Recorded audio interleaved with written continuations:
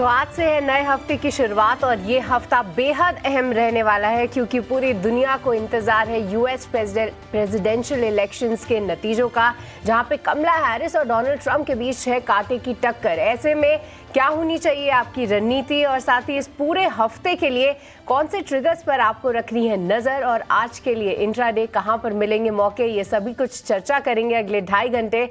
आपका बहुत बहुत स्वागत है खरा सौदा में। मैं हूं सृष्टि शर्मा और मेरे साथ है मेरे सहयोगी अशेषा और साथ ही डिम्पी भी। विस्तार से चर्चा करेंगे कि आज निफ्टी बैंक निफ्टी की क्या होनी चाहिए रणनीति और खबरों के लिहाज से कौन से स्टॉक्स रहेंगे फोकस में। कुछ ही देर में हमारे तमाम एक्सपर्ट्स और मेहमान भी हमारे साथ जुड़ेंगे, पर आइए उससे पहले आपको बता दें कि कौन से हैं वो 4 बड़े ट्रिगर्स जहां पर है बाजार की नजर। अगर ग्लोबल बाजारों की बात करें तो वहां से अच्छे संकेत ही देखने को मिल रहे हैं, ठीक ठाक संकेत बोलेंगे, क्योंकि फ्राइडे को अगर हम देखें तो वहां पे डाउ जोन्स में एक पॉजिटिव क्लोजिंग जरूर हुई थी। साथ ही साथ अभी फिलहाल देखें तो सपाट कारोबार करते हुए लगभग और हल्की कमजोरी के साथ कारोबार करते हुए डाउ जोन्स फ्यूचर्स आपको दिखाई दे रहे होंगे। एशिया बाजारों से कुछ मिले जुले संकेत जरूर हैं।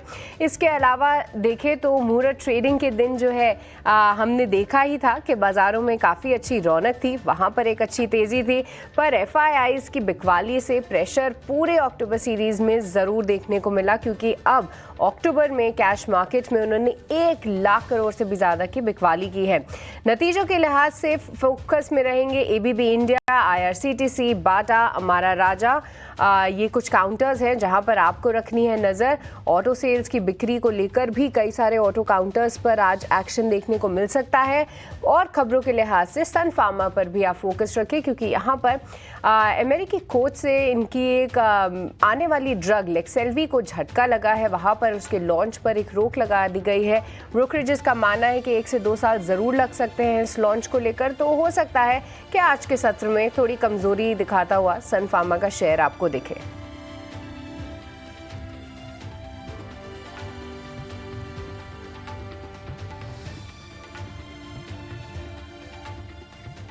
तो चलिए, ये थे कुछ ट्रिगर्स जहां पर आज रहेगी नज़र। साथ ही साथ निफ्टी बैंक निफ्टी के लिए क्या होनी चाहिए आपकी रणनीति, ये भी कुछ देर में समझेंगे। पर आइए उससे पहले विस्तार से बात कर लेते हैं कि ग्लोबल मार्केट्स में क्या कुछ चल रहा है इसके बारे में, और अशेषा आपसे ही समझना चाहेंगे ओवरनाइट मतलब फ्राइडे के साथ क्या कुछ देखने को मिला, अभी किस तरीके के फ्यूचर्स में रिएक्शन देखने को मिल रहे हैं। गुड मॉर्निंग सृष्टि। तो हाँ, यूएस प्रेसिडेंशियल इलेक्शंस पर सबकी नजर रहेगी और इसी के साथ यूएस फेडरल रिजर्व की बैठक भी होगी इस हफ्ते। 50 बेसिस पॉइंट का रेट कट हमने सितंबर में देखा था और उसके बाद 25 बेसिस पॉइंट की रेट कट की उम्मीद भी इस हफ्ते लगाई जा रही है। तो कई सारे ग्लोबल ट्रिगर्स हैं। सबसे पहले गिफ्ट निफ्टी पर फोकस करेंगे। 70 अंकों की गिरावट के साथ 24,315 के पास नेगेटिव ओपनिंग के संकेत भारतीय बाजारों के लिए निकल कर आ रहे हैं। एशियाई बाजारों की बात करें तो जापानीज मार्केट तो आज बंद रहेंगे, लेकिन बाकी सभी बाजारों में तेजी दिखी है। कॉस्पी यानी कोरियन मार्केट में 1% से ज्यादा की तेजी है। चाइना और हांगकांग के बाजारों में भी आज सुबह तेजी निकल कर आई है। और याद रखिए, चाइना के बाजारों से कुछ इंपॉर्टेंट डेटा भी आया है, जहां पर कुछ और स्टिमुलस मेजर्स भी अनाउंस किए जा सकते हैं, जिसके चलते वहां पर तेजी दिखी है। अमेरिकी बाजारों की बात करें तो शुक्रवार के ट्रेडिंग सेशन में हरे निशान में बंद होते हुए नजर आए। तीनों ही इंडिसेस डाउ जोन्स, S&P 500 और नैस्डैक में करीब आधे से 1% की तेजी शुक्रवार के ट्रेडिंग सेशन में दिखी। लेकिन यूएस फ्यूचर्स की बात देखें तो आज सुबह थोड़ी सी नरमी दिखी है, लेकिन अमेरिकी प्रेसिडेंशियल इलेक्शंस जो कल होंगे 5 नवंबर को, उस पर सबकी नज़र रहेगी। और डोनाल्ड ट्रंप और कमला हैरिस के बीच कांटे की टक्कर है। याद रखिए, ओवर द वीकेंड कई सारे कैंपेनिंग भी किए गए दोनों ही पार्टीज और दोनों ही ग्रुप्स ने, तो वहाँ से क्या ट्रिगर्स और क्यूज निकल कर आते हैं उस पर सबकी नज़र रहेगी। इसी के साथ जैसे मैंने बताया, फेडरल रिजर्व की भी बैठक होगी। 25 बेसिस पॉइंट की रेट कट है, लेकिन रेट कट के अलावा कॉमेंट्री क्या निकल कर आती है इंटरेस्ट रेट एनवायरनमेंट को लेकर, उस पर भी सबकी नजर रहेगी। यूरोपियन बाजारों की बात करें तो वहां पर भी यूरोपियन बाजार हरे निशान में बंद होते हुए नजर आए। शुक्रवार को फुट्सी और कैक में करीब 1% की तेजी दिखी, वहीं डैक्स भी 1% की तेजी के साथ बंद होता हुआ नजर आया। सोने में पिछले कुछ दिनों से एक्शन दिखा है, थोड़ी सी नरमी दिखी। $2,740 पर आउंस के आसपास सोना, थोड़ी सी नरमी रिकॉर्ड हाई लेवल से, लेकिन फिर भी ट्रेंड अभी भी काफ़ी पॉजिटिव है। और ब्रेंट क्रूड की बात करें तो यहाँ पर भी ओपेक की कुछ कमेंट्री निकल कर आई डिमांड एनवायरनमेंट और आउटपुट को लेकर, जिसके चलते ब्रेंट क्रूड $74.4 पर बैरल के आसपास। तो ग्लोबल बाजारों से संकेत ठीक ठाक है, लेकिन इस हफ्ते क्या क्यूज और कमेंट्री निकल कर आती है उस पर सबकी नजर रहेगी। इसी के साथ FIIs और DIIs का एक्शन कैसा रहा उस पर भी नजर डाल लेते हैं। याद रखिए शुक्रवार को केवल 1 घंटे का ट्रेडिंग सेशन था, तो यहाँ पर ज्यादा कुछ एक्शन नहीं दिखा। FIIs ने 2012 करोड़ की बिकवाली की शुक्रवार करी, 212 करोड़ की बिकवाली की। वही DIIs की बात करें तो 380 करोड़ की बिकवाली शुक्रवार के ट्रेडिंग सेशन में दिखी। लेकिन फिर भी अक्टूबर के पूरे महीने की बात करें तो 1 लाख करोड़ के शेयर्स फॉरेन इंस्टीट्यूशनल इन्वेस्टर्स ने बेचे और नवंबर के महीने में भी शुक्रवार को वो ट्रेंड कंटिन्यू होता हुआ नजर आया। लेकिन डिम्पी, आपसे पूछना चाहूंगी, FIIs की बिकवाली अभी भी बरकरार है। आज के लिए आपकी क्या रणनीति होनी चाहिए और कौन से लेवल्स पर सभी को नजर रखनी चाहिए? देखिए आशीषा, FIIs की बिकवाली तो है मार्केट्स के अंदर, लेकिन वो बिकवाली की भी अपनी एक मर्यादा होगी कि वो कितना बेचेंगे। 1 तारीख का अपडेट नहीं है भाव कॉपी के अकॉर्डिंग कि उनकी लॉन्ग शॉर्ट रेशियो क्या है, क्योंकि नंबर बहुत ही छोटा था, जैसे आपने भी देखा सिर्फ 200 करोड़ रुपए का, और मैक्सिमम नंबर फ्राइडे के अंदर 500 करोड़ रुपए तक का गया, वो भी ऑप्शंस का था। तो मैं इसको स्टैंड स्टिल मान लेता हूँ और मैं मानता हूँ कि जो फ्राइडे का इससे पहले का सेशन था उसके अंदर जो नंबर्स आए हैं मार्केट्स के अंदर, यानी कि थर्सडे को, वही स्टैंडर्ड नंबर्स हैं। वो स्टैंडर्ड नंबर्स क्या हैं? सिर्फ 22% की होल्डिंग रह गई है FIIs की लॉन्ग साइड पे इंडिया में। तो उन्होंने अक्टूबर में जमकर बेचा, मैं बोलूँगा बेचना कम, वो वैल्यूएशन वाला हिस्सा थोड़ा ज़्यादा था, थोड़ा ओवर हीटेड था। मैंने कई बार अक्टूबर में भी आपको सामने बताया, जो एक्सट्रीम बुलिश लोग हैं ना मार्केट के अंदर, वो भी पैसा नहीं लगा पा रहे थे। द रीज़न इज़ बीइंग क्योंकि जब सितंबर से वो अक्टूबर होके आ रहे थे तब बहुत हैवी सीरीज थी। लेकिन इस पूरे अक्टूबर के अंदर अगर बहुत कुछ बुरा हुआ, मार्केट्स टूटे, कन्विक्शन टूटा, कॉन्फिडेंस गया, सेक्टरली चर्निंग हुई, वैल्यूएशन थोड़ा नीचे आया, तो अच्छी चीज़ ये हुई है कि मार्केट अब उस भाव पे आ चुका है जिस भाव पे आपको छोटे मोटे एक्सपेरिमेंट ज़रूर करने चाहिए। ये एक्सपेरिमेंट FIIs की होल्डिंग के साथ ही मैं आपको करवा रहा हूँ, क्योंकि 22% की लॉन्ग हो चुकी है अभी, तो ये घटकर 20% तक जाती है। तो आप एवरेज मान लीजिए उतने ही पे ही आप खड़े हो।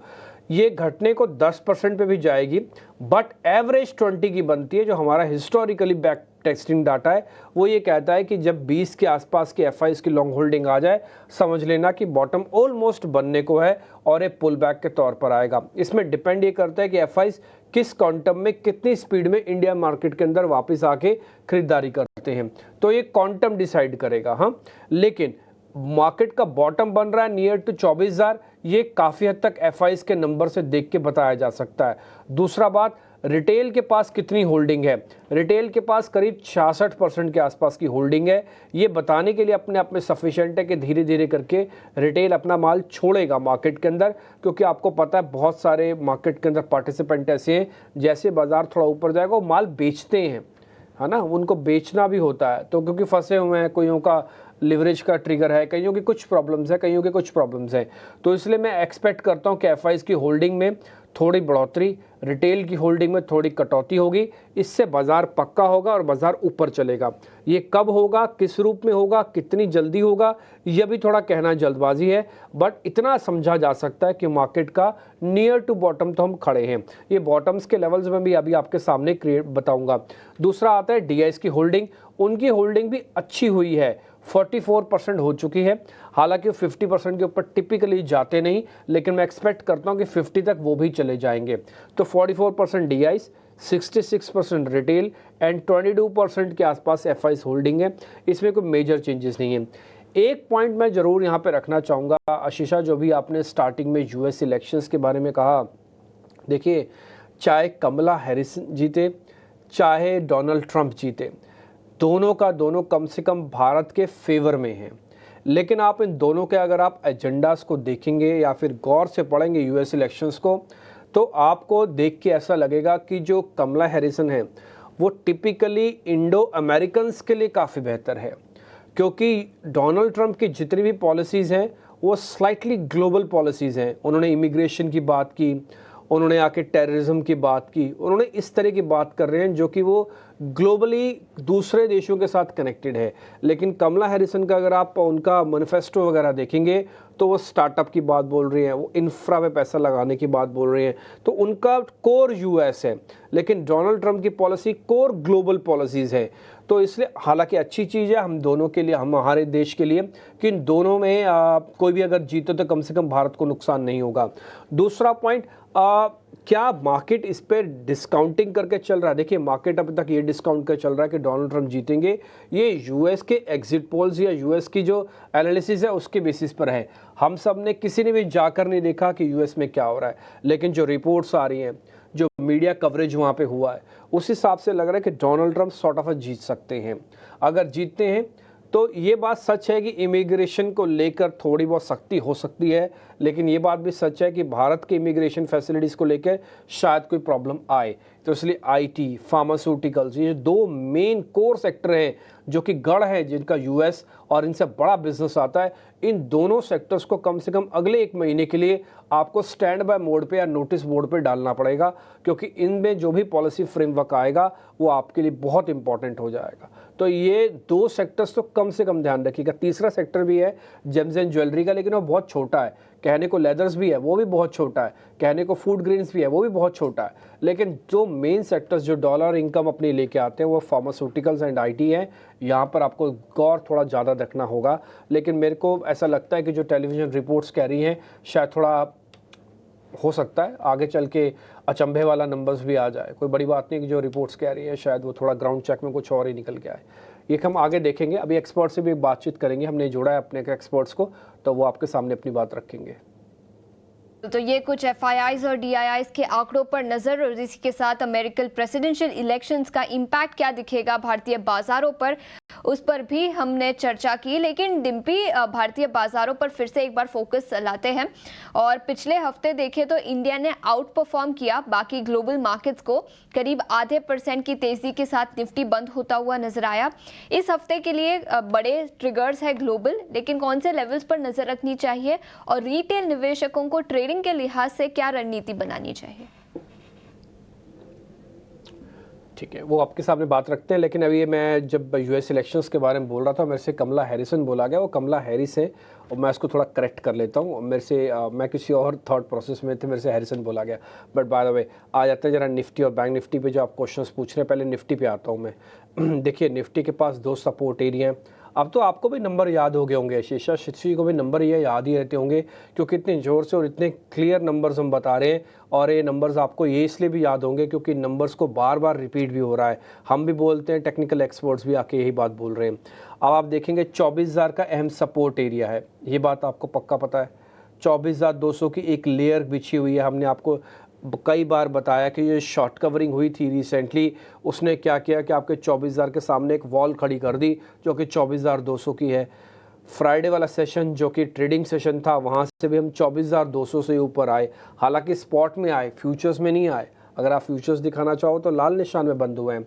मैंने रीज़न आपको बताया था, क्योंकि सीरीज़ ट्रांसफ़र होकर आई थी तो बहुत बड़ा प्रीमियम था, वो प्रीमियम शेड हुआ।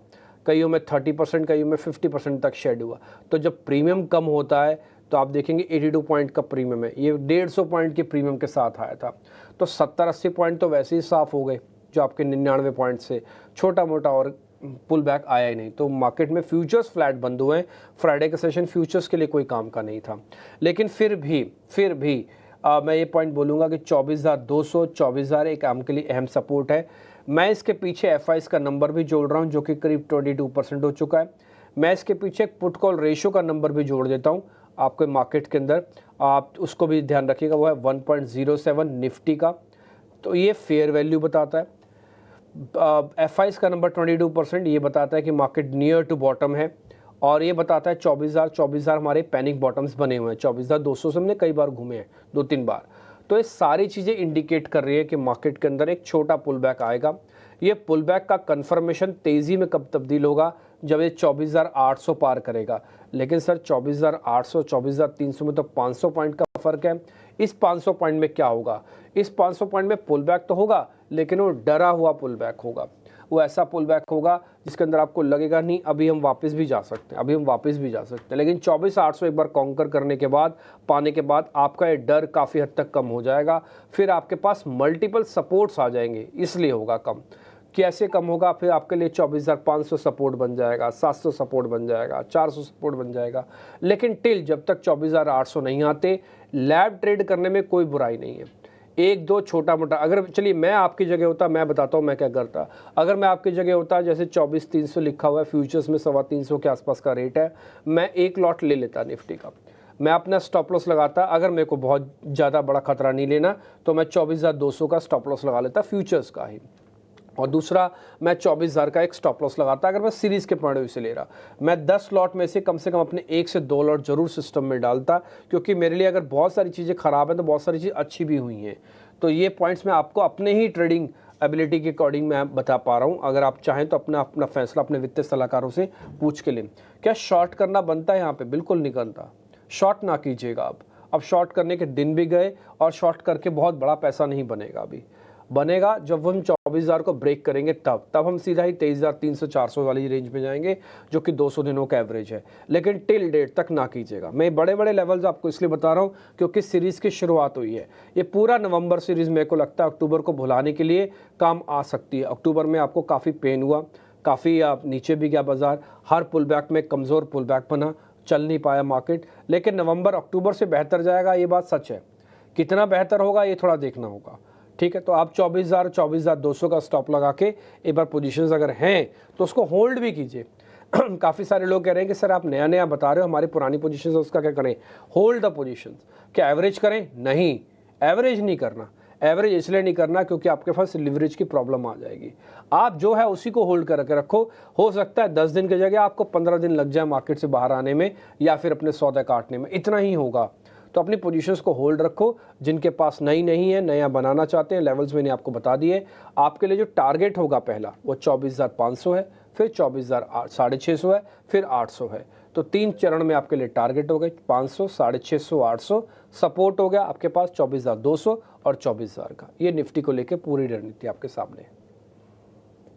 नीति हो गई निफ्टी 50 को लेकर। मार्केट्स जो है फिलहाल इन लेवल्स पे एक छोटे से पुल बैक के लिए ज़रूर तैयार हो रहा है, पर इन लेवल्स पे शॉर्ट तो नहीं करना है, ये राय फिलहाल डेटा पॉइंट्स की तरफ से आती हुई।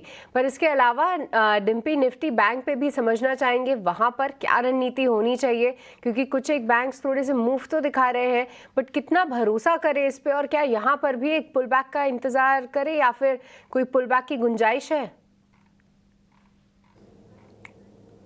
देखिए सृष्टि, अगर मैं एक क्वेश्चन आपसे उलट होकर पूछूं कि भी एफआईज अगर आते हैं इंडिया में तो उनके 2 फेवरेबल सेक्टर्स कौन से होंगे जिसमें सबसे पहले वो आके पैसा लगाएंगे, तो आप एकदम से बैक टेस्टिंग वाले डाटा से देखोगे वो तो आईटी और बैंक है। मैं आईटी को एक कंडीशन के साथ थोड़ा सा डाल सकता हूं क्योंकि यूएस के अंदर इलेक्शंस हैं और वहाँ पे पॉलिसी फ्रेमवर्क का अलग तरीके से असर होगा। फिर ब्याज दरें भी हैं, है ना, तो वो बैंकिंग के लिए जुड़ जाएंगी। तो बहुत सारी चीज़ें इन दोनों सेक्टर्स के लिए हो रही हैं। वो डोमेस्टिकली भी हो रही हैं, वो वैसे भी देखी हो रही हैं। अच्छा, डोमेस्टिकली भी अगर आप देखेंगे ना तो वहाँ पे अर्निंग्स चल रही है।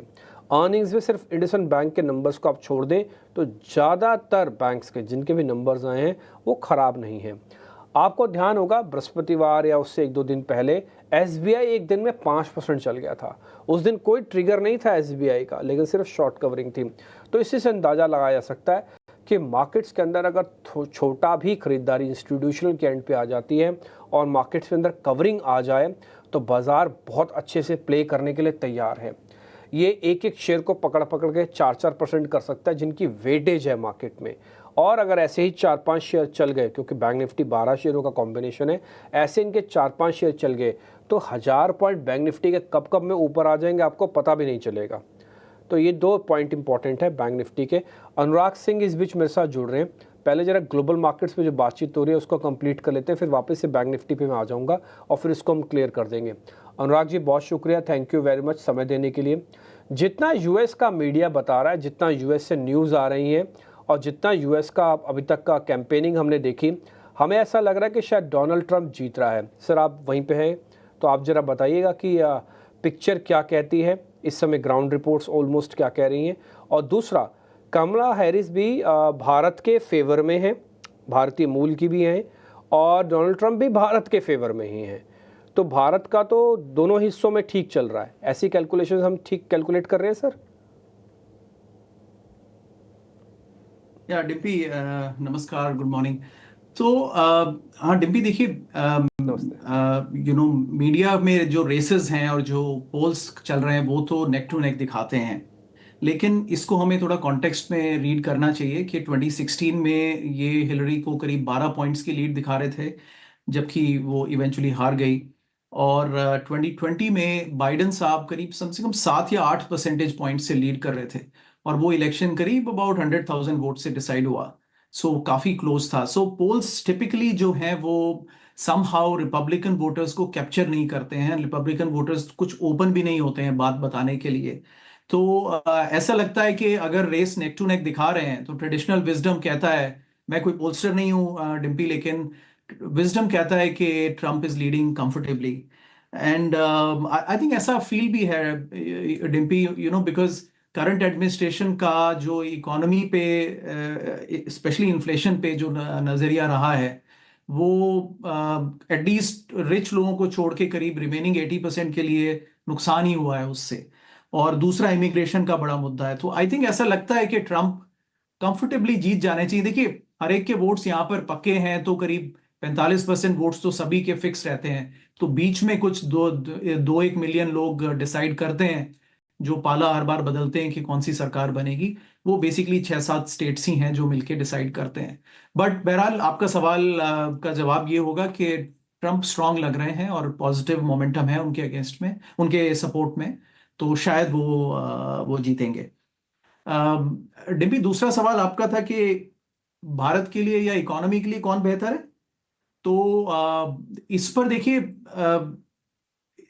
हैरिस का कोई स्पेशल इंडिया टिल्ट नहीं है। उनका अप्रोच वही है जो डेमोक्रेटिक प्रेसिडेंट्स का रहता है। और इलेक्शन के आउटसाइड वो इंडियन आइडेंटिटी को ज्यादा प्रोट्रे भी नहीं करती है। नॉट दैट इससे कोई फर्क पड़ना चाहिए, बट डेमोक्रेटिक पार्टी का जो पॉलिटिकल पोजीशन रहती है वो इंडिया के लिए थोड़ी अनकंफर्टेबल रहती है। रिपब्लिकन्स ज्यादा सपोर्ट करते हैं उन चीजों को, बिकॉज अभी रिपब्लिकन पोजीशन करंटली ये है कि वो ग्लोबल वॉर्स में पार्टिसिपेट नहीं करेंगे। तो एक बार ट्रम्प साहब अगर आते हैं तो आप ये देख सकते हैं कि यूक्रेन वॉर को एटलीस्ट सेटलमेंट की तरफ वो जल्दी से जल्दी ले जाएंगे, और ऐसा नहीं होगा कि रशिया और यूएस में कोई बातचीत ही नहीं हो रही है। तो एटलीस्ट वो एक वेलकम चेंज होगा। Same with middle east Wars. और आई थिंक अगर ग्लोबली वॉर्स खत्म होते हैं तो डिम्पी, मुझे लगता है कि ये तो वर्ल्ड के लिए बड़ा वेलकम न्यूज होगी किसी भी तरह से अगर कोई सेटलमेंट होता है तो कुल मिला के मुझे लगता है कि इकोनॉमी के लिए और इंडिया के लिए भी आई थिंक ट्रम्प साहब का आना बेहतर होगा। कमला हैरिस थोड़ा अननोन है, किस करवट ऊंट बैठेगा आप कुछ कह नहीं सकते डिम्पी। ये तो फिलहाल यही लग रहा है कि डोनाल्ड ट्रंप की होगी जीत। और अनुराग, बहुत बहुत स्वागत है आपका, वेरी गुड मॉर्निंग। देखिए, बात तो साफ है कि अगर कमला हैरिस जीते या फिर डोनाल्ड ट्रंप, एक थीम जिस पे मार्केट या एटलीस्ट भारतीय निवेशक फोकस कर रहे हैं वो है चाइना +1 थीम, जहां पे कोई भी सरकार आए वहां से जो इम्पोर्ट डिपेंडेंस है चाइना की उसको कम करने की उनकी शायद रणनीतियाँ ज़रूर रहेंगी। और ऐसे में भारतीय बाजारों को, भारत को एज अ होल फायदा होने की उम्मीद जताई जा रही है। बट सेक्टर स्पेसिफिक अनुराग, कहां पर रखनी चाहिए नजर, क्योंकि ढेर सारी पॉलिसी अनाउंसमेंट्स एक्सपेक्टेड हैं। दोनों ही पक्षों की तरफ से कुछ ना कुछ अनाउंसमेंट जरूर आ रही हैं, उनके एजेंडे में कई सारी चीजें शामिल हैं। तो एज एन इन्वेस्टर कौन से सेक्टर्स पर खास तौर से फोकस रखना चाहिए अनुराग? तो देखिए Shashi, first of all I think very happy Diwali to you and your panel. So देखिए सृष्टि, इसको देखिए फोकस तो है। और देखिए जैसे एप्पल के प्लांट शुरू हुए और यहाँ पर उनकी कॉमर्स सेक्रेटरी इंडिया में आई थी, आई थिंक ये बड़ी बात है। दैट मीन्स वो खुद चाहते हैं कि इंडिया इसमें कामयाब हो। किस रफ्तार से चीजें बढ़ती हैं आगे, ये कुछ भारत पे भी डिपेंड करता है। बट अगर सेक्टर्स की बात करें तो देखिए सबसे हॉट इस समय सेमीकंडक्टर है, एआई है और ग्रीन एनर्जी है। आई थिंक ये बेसिकली एनर्जी सफिशिएंसी हर देश चाहता है। भारत भी अपना ऑयल तो लार्जली इंपोर्ट ही करता है। सो आई थिंक इंडिया के लिए भी ये बेनिफिशियल होगा। और मोबिलिटी में the whole electrification of the transport, be it cars or two-wheelers, I think that's a big theme. Plus I think semiconductors India में पहल हुई है, तमाम सभी कंपनीज ने एक शुरुआत की है, माइक्रॉन कह लें और तमाम लैम रिसर्च कह लें, और भी कंपनीज हैं। तो फोकस यहीं पर होगा।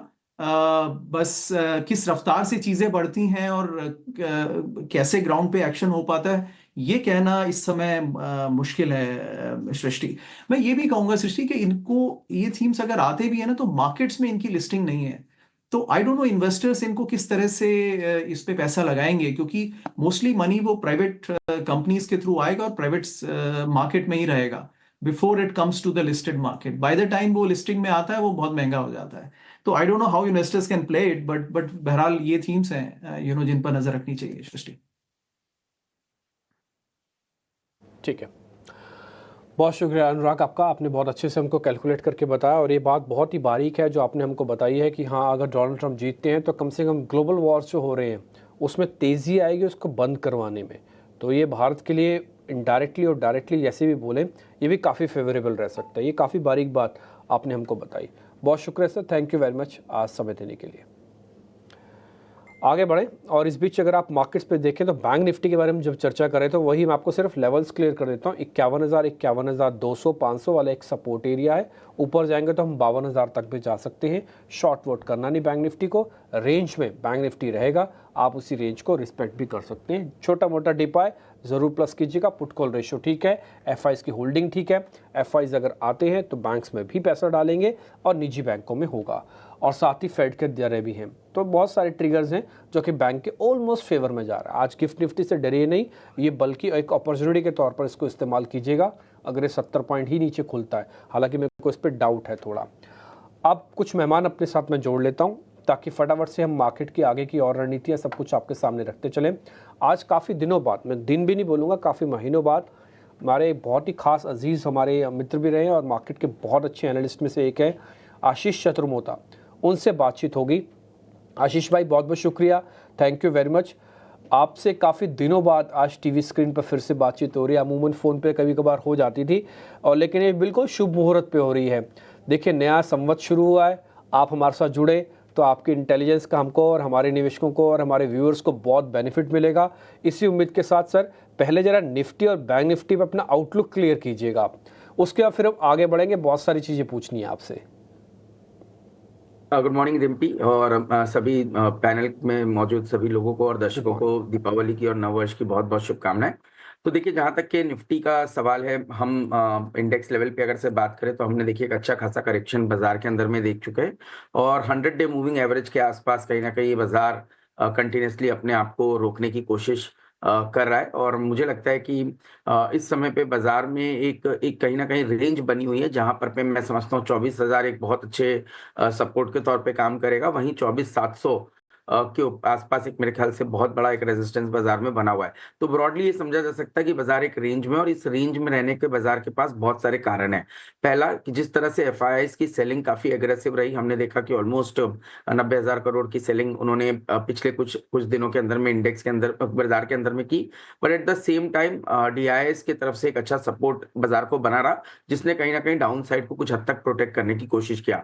दूसरा, जो जियोपॉलिटिकल रिस्क इस समय पे बाजार हम देख रहे हैं ग्लोबली देखने को नजर आ रही है, उसके चलते कहीं ना कहीं बाजार एक रिस्क ऑफ मोड में आया है, और जिसके चलते गोल्ड सिल्वर जैसी प्रीशियस कमोडिटीज जो है वो कंटिन्यूसली नए ऑल टाइम हाई बनाई जा रही है। और ये कहीं ना कहीं बाजार को एक इंडिकेशन दे रहा है कि कहीं ना कहीं बाजार एक एक एक जो रिस्क प्रीमियम बाजार का है वो इस समय पे कम होता हुआ नजर आ रहा है। तीसरी चीज जो हमें लगती है कि कहीं ना कहीं बाजार के अंदर में एक तरीके का एक जो रिजल्ट्स आए इस क्वार्टर में, उस रिजल्ट्स पे भी थोड़ा सा एक डिसअपॉइंटमेंट हमें देखने को मिला। इनफैक्ट बहुत सी कंपनीज ऐसी है जिन्होंने ऑलमोस्ट 7 से 9% के आसपास का अर्निंग्स के अंदर में डिसअपॉइंटमेंट दिखाया, और उसके वजह से भी हम देख रहे हैं कि जब भी कहीं अर्निंग डिसअपॉइंटमेंट आ रहा है, आप देख रहे हैं औसतन स्टॉक 4 से 6% की करेक्शन उसी दिन दिखा रहा है। तो ओवरऑल मुझे लगता है कि इन सब चीजों को ध्यान में रखते हुए बहुत ही स्टॉक स्पेसिफिक बाजार रहने वाला है।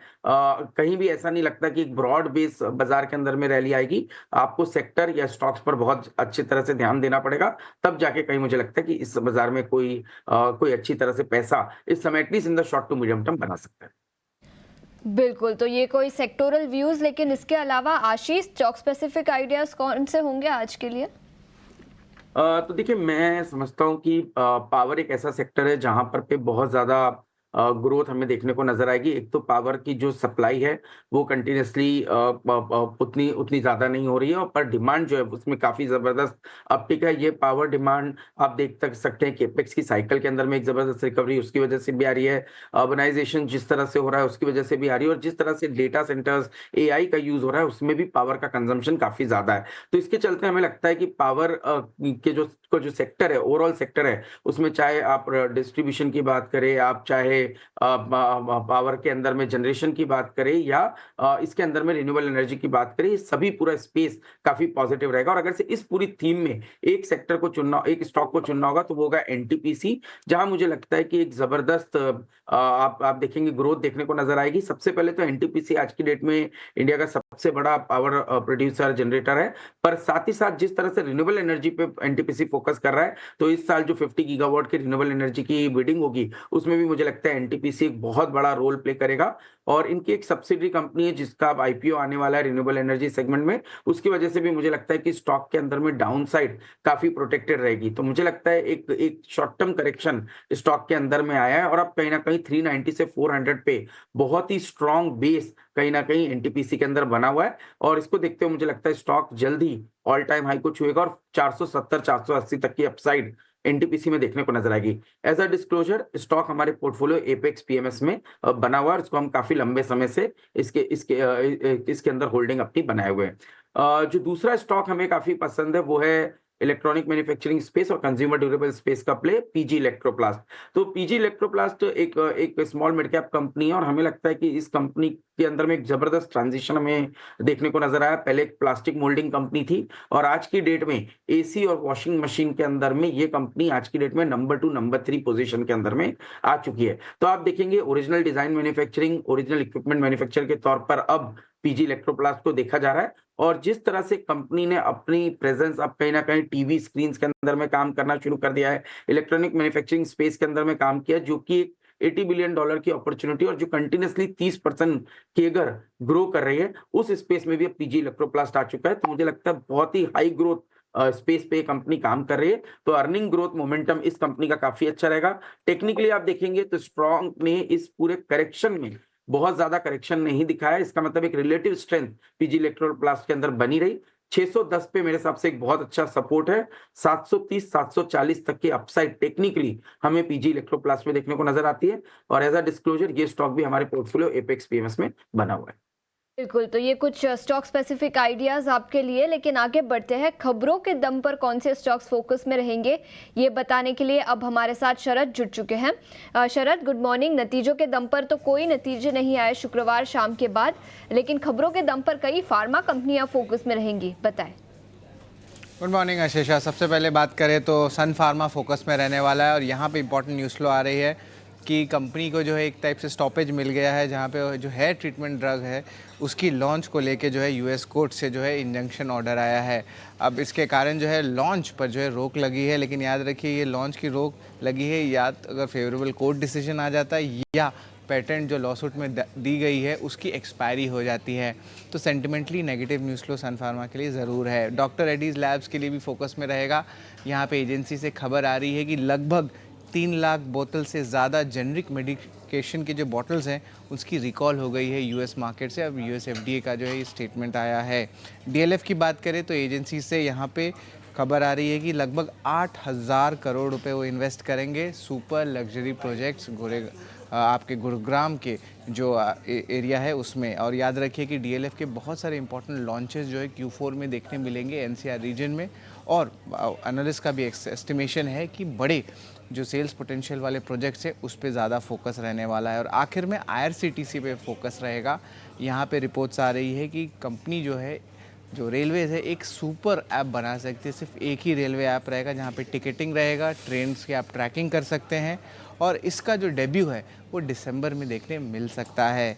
आईआरसीटीसी लेकिन कंटिन्यू करेगी इंटरफेस बनने के लिए इंडियन रेलवेज और कंज्यूमर्स को लेके। तो sentimentally positive news flow IRCTC के लिए भी है। तो ये अहम स्टॉक्स है जिस पे आज आपकी नज़र होनी चाहिए।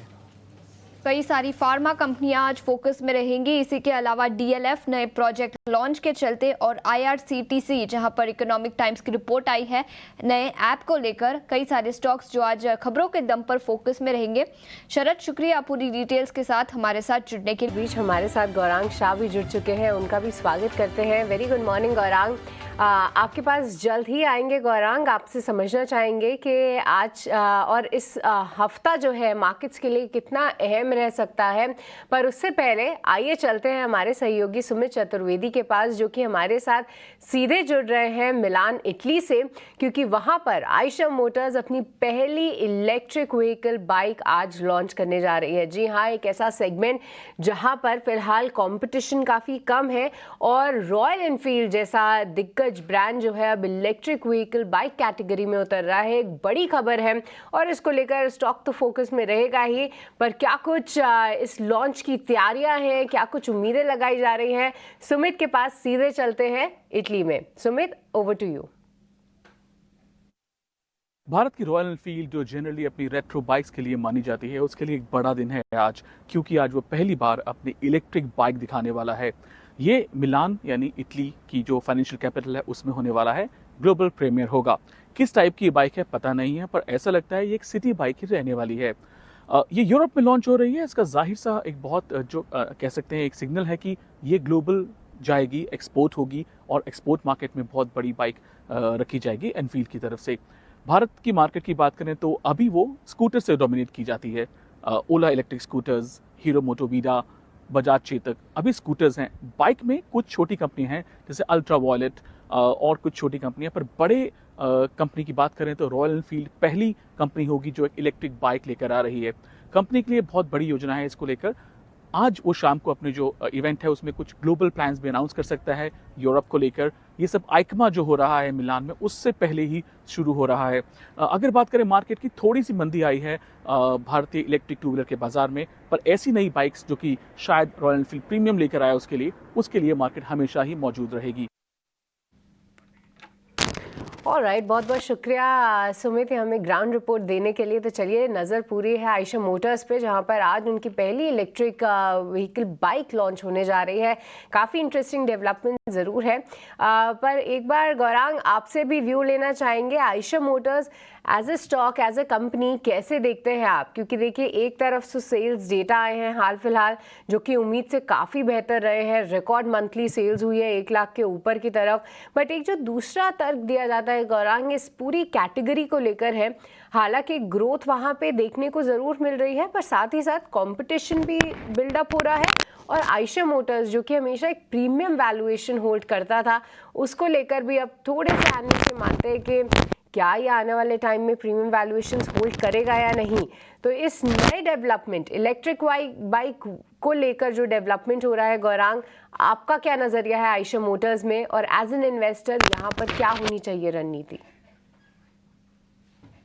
धन्यवाद सृष्टि, आपका सभी को प्रणाम और शुभ प्रभात हमारे तरफ से।